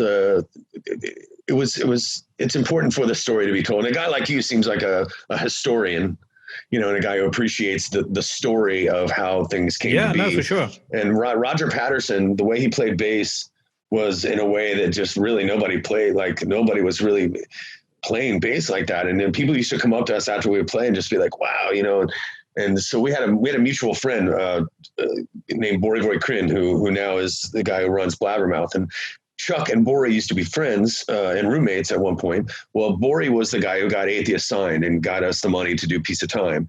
And it was really instrumental in, he was a great writer back in the day for Metal Maniacs and a lot of great magazines. really harsh critic. Hardcore would tell Slayer to their face that they sucked if they did. And, I always appreciated that, the hardcore nature of his opinion. And I would talk to him on a regular basis. Well, when Chuck found out we were going to get signed by Bori, he told him that, that he had played with us, and people got up and walked out of the club when we went on, because it sounded like a train station. And so, we went at it back in the day in the magazines, like Metal Hammer and this and that. And, it was just, it was a battle. And then we ran into each other in More Sound Studios. And I was just like, dude, your band is so big. Like, we're just trying to get signed, man. Why are you talking shit to Bori about, so it's just kind of this thing, that started. So obviously it's I want to tell the story correctly because of the way it actually went down, where we almost didn't exist because of Chuck. So, but Chuck is very defensive about metal being, like you were saying about, the not wimpy, it's got to be true metal. It's got to be, can't be fake metal or false metal, as Chuck. That was like a big thing. But again, we were all young and stupid, and I'm owed just as much shit as Chuck is for the immaturity, because I said a lot of really dumb shit in magazines, and me and him, actually Metal Hammer created an article called "At War with Death." And I fed right into it. That the guy who did the interview, I don't know who he was, but he knew exactly what questions to ask my stupid ass. And I rattled off like, I talked all kinds of shit, and Death was a very popular band and we were not. So it was not a wise decision on my part. So I've learned a lot about talking shit. And, but listen, Chuck Schuldiner, hugely important person, arguably, had he not opened the doors that he opened, Atheist wouldn't have been able to go through those doors. So yeah. He's owed a lot of credit, and just as much credit for that as we are for progressive jazz influenced technical metal. And so I say that with the utmost respect. And the good end of the story is that I went up to the studio and got high with Chuck. That was my last experience with him. We smoked a joint with Paul and Sean, and both of those guys now, Sean Reinert and Chuck, are not with us any longer. So those are valuable moments in my early metal, years. And so we did make up in the end. But when we were young, we were pretty competitive against each other. And he had the upper hand. He was at the top of the game, and we were definitely not. So can't blame me for being a little upset about it. I totally get it, and it must be vindicating when you see how many people from bands, like you mentioned Travis from Cattle Decapitation as an example. Yeah. I mentioned, David from Antichrist Imperium and Akakaka. I don't know whether you're familiar with either of those bands, but I mean, that's one of my favorite bands on the planet is Akakaka. And, there's a lot of people. I think we played with them a couple of times, but I think in Norway, I feel like we played together, and I feel like I've met somebody from that band, but they used to wear the suits, but awesome. It must feel very vindicating when you see bands that are, have a certain profile, and have achieved a lot in their own right, point to you and go, Atheist really influenced me, and I really love their music. Blows my mind, man. I mean, Gojira was a band that was like, we were shocked that they knew who we were. We were excited to see them, and just all the time. That's another great thing that you can't look. If we'd have made a bunch of money back in the day and sold a bunch of records, that money would be all spent and gone. I prefer this legacy. I like being a part of the stitching of of this music that now has 4 decades of history behind it. And it's hard, man. There's hundreds of thousands of bands all trying to get their place in history. It feels good. One of the good things about being old is it's having a place in history. And so I'm grateful to that, and I'll never ever take that for granted. And I'll open for any young band. You know what I mean? It's not it's a cycle. You know what I mean? Yeah. And it's the same way we came up. We looked up to a lot of bands that were really important to us, and so it's shocking. I mean, a lot of Mike Patton from Faith No More is an Atheist fan. I was like, now I haven't talked to him in years and years, but I was at a Bungle show, and somebody had told me the legend was that Mike Patton was at our show at the Stone in San Francisco, and So I was friends with the promoter, and I'm a huge Patton fan. I just think he's one of the top Me too. 3 singers on the earth, and just a brilliant fucking mind, modern Frank Zappa, in my opinion. But so I like sheepishly go up to the stage, and Mike Patton is literally wrapping up his own chords and putting his own stuff away. He doesn't have a roadie. He just killed this room full of 900 people with Mr. Bungle and just blew everybody's face off, and then comes out and wraps up his own chords. And so I've always loved him for, just keeping it real. So I went up and asked him, and I was like, did you ever see a band called Atheist in San Francisco? He was like, yeah, fucking great band. And I was like, I know who they are. So I was like so excited, like a little kid, so that never goes away. That feeling will never go away with me. That, that appreciativeness and the idea that, sometimes you forget that anybody could have heard your record. When you have a record out internationally, I still don't get that. I'm still like, well, how did you hear about Atheist? Well, it's been around for a long time now, dude. And I guess, but we never had a video, we never had a video or any of that. We never participated in it. We were gone for so long. So it's still hard for me to kind of wrap my head around how people discovered our band. How the hell is Gene Hogan? Gene was an early Atheist guy though, but I remember seeing him in the audience in Oakland back in the day. And we were like, how the hell do you know who we are? We were just always shocked by that. And I'm still shocked to this day that, that people, know the band and I just forget about the how, guys like you who are just really, seekers of how it all came together, students of the history of it, discover us, even if it takes a long time, and so it's cool. It's one of the great things about music and art. If you do it right, it lasts, for generations. And that's all I've ever tried to do is make music that lasts longer than me, you know? So I want to sidetrack for 1 second and just tell you a fucking funny Mike Patton story. So I've seen Faith No More. I mean, I am an extraordinarily big Mike Patton fan, same as you. I've seen Faith No More a couple of times. I saw him play with Tomahawk. This was probably back in like 2005.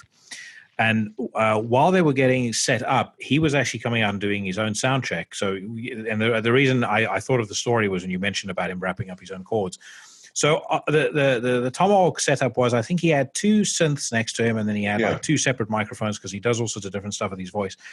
And he's busy setting it up, and this guy who must be extraordinarily liquored up is standing in front of the stage, and he keeps yelling, "Fuck me, Mike! Fuck me!" Oh my god! And Mike is like carrying on very, very calmly with his stuff, and the guy keeps on doing it, and he must have been going on for about 2-3 minutes, and all of a sudden Mike snaps, and he like looks up and he goes, "What?" Like spits in the guy's face. Like carries on setting things up. Dude, it was fucking hysterical. But that guy's, his range, I can do many, many episodes of the show just on how much I like that guy's music. Yeah, he's he doesn't get enough credit either. He doesn't. No. People should be talking about that. I mean, he's one of the, great voices of our generation, man. Like, just like Cornell and Jeff Buckley. I'm a huge Jeff Buckley fan. He's not a metal guy, but Jeff Buckley was a phenomenal singer that not a lot of people talk about. That's where Cornell got his voice from. But it's just also a brilliant mind and makes a lot of different kind of music, very prolific, very adventurous. And so it was nice to know that he even knew that we existed. That story was true. So those things still matter to me. I was shocked that Travis, was knew who we were enough to seek us out to come and bring us on that tour, which again was just really, really a huge blessing for us because anybody could have made money having a band pay to be in that position. So a tip of the hat to Travis for just doing, I love when people do things for this music, not just for them or how they're, just do things for the right reason. Put bills together, play on shows, don't think about we have to be headlining, we have to be this, we have to be first, or we have to, whatever it is, just, let things roll. And you'll find that I think, history kind of will play itself out better for you, Agree. Agree. Right. I'm going to put you on the spot. up to you to select an Atheist track that you think best represents the band. I did have one in mind. I was going to choose On They Slay. Well, now that wouldn't best represent the band. You would be, if you thought that. That's just a personal favorite. Well, listen, it's a song I wrote when I was 16 years old. So, I mean, it is an old friend, and it's still in our set live, and it still kills every single time we play it. I love the song, but it wouldn't be an indicator of atheists. You would be very disappointed if you listened to Unquestionable Presence and you were looking for On They Slay. Yeah. No, that is true. You'll be like, what is this? This is great. Yeah. Because it's more of a, and each one of our records are different and weird that way. So, the Germans love Piece of Time because it's old school, but it's got this new, when we were still discovering, I mean, there's a lot of songs that I'm embarrassed about on that album, like Choose, Life or Choose Your Death or whatever it's called on that. Yeah. That's horribly immature, my lyrics and On They Slay are very immature, very, I'm 16 trying to be evil. Trying to be badass. Yeah. So, I mean, it is me with my pants down. But it is what it is, and it's lasted a long time. So, a song that I think is really kind of Mother Man is a song that is just, kind of quintessential atheist, because it's just insane technically, and then it has its heavy moments, and then lyrically it's progressive, and it's one I'm most proud of. But On They Slay, try to play that. You know what I mean? Like, if that's what you want to play, then I think that's important. We'll play both. And I think the lyric on Mother Man, what man creates, man will surely destroy, I think is especially relevant in our day and age. So we'll go with both. So we'll start with On They Slay, and then straight after into Mother Man. Cool. Thank you.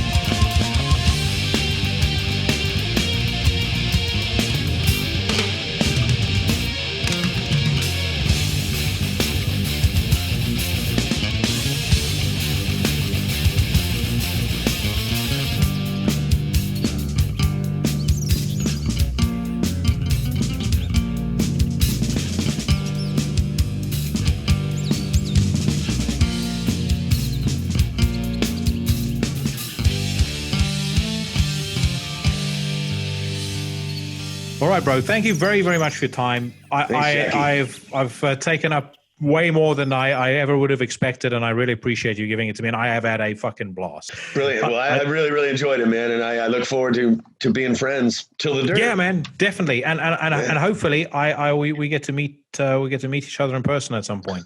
Yeah, I think. Well, we're coming over. Where are you now? You're in the UK, yeah? I'm in the UK. I'm actually moving to the countryside. I've had enough of city life, mate. So okay. So I know we have a London show in April. Fuck yes! No, I'll definitely see. So I'll be seeing you in a few months. Hopefully, virus, forgiving. Hopefully, it goes away. But I know the UK numbers are up now too. So I'm worried that the tour is going to get postponed again. But right now, it's booked, and we're supposed to be there in March and April. Which I probably should have said something about, but I feel like it jinxes that I'm kind of like quietly not saying anything about the tour because I feel like this has been going on for a year now. We've been trying to have this tour almost a year, and it just keeps getting postponed. So, but if all goes well, we'll be having a beer and a chat, and fucking I'll make you do a Jaeger bomb with me. Without a shadow of a doubt. Take care of yourself, brother. Thanks, Jackie. Speak soon. All the best. Bye bye. Thank you so much to Kelly for coming on the show and giving me well over 2 hours of his time. I hope that you guys thoroughly enjoyed that. And now, as promised, I don't know whether this is a premiere, certainly a premiere by Into the Necrosphere standards. One of the tracks that Kelly sent me by his new project, Till the Dirt, a song called Outside the Spiral.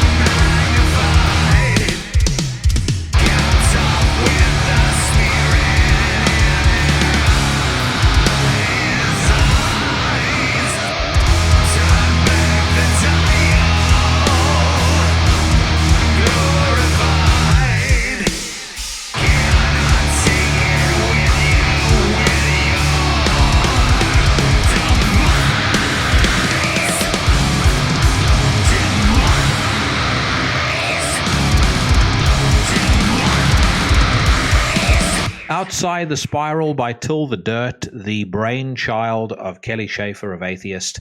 And just once again, thank you very much to Kelly for coming on. What an absolutely great guy. And we've already spoken about a sequel. I know I say that about so many people that come on, but it's just so, I still get such a rush from talking to someone where you just hit it off straight away, and you just know almost from the start that it's going to be a great episode. So, once again, I really hope that you guys enjoyed that. Like I said, I'm back next week with Tony Campos from Static X, a review of the new Anel Nathrak, some old man ranting about the news. In the meantime, from the mean streets of Surbiton on the outskirts of London, I am wishing all of you bad motherfuckers a fond farewell.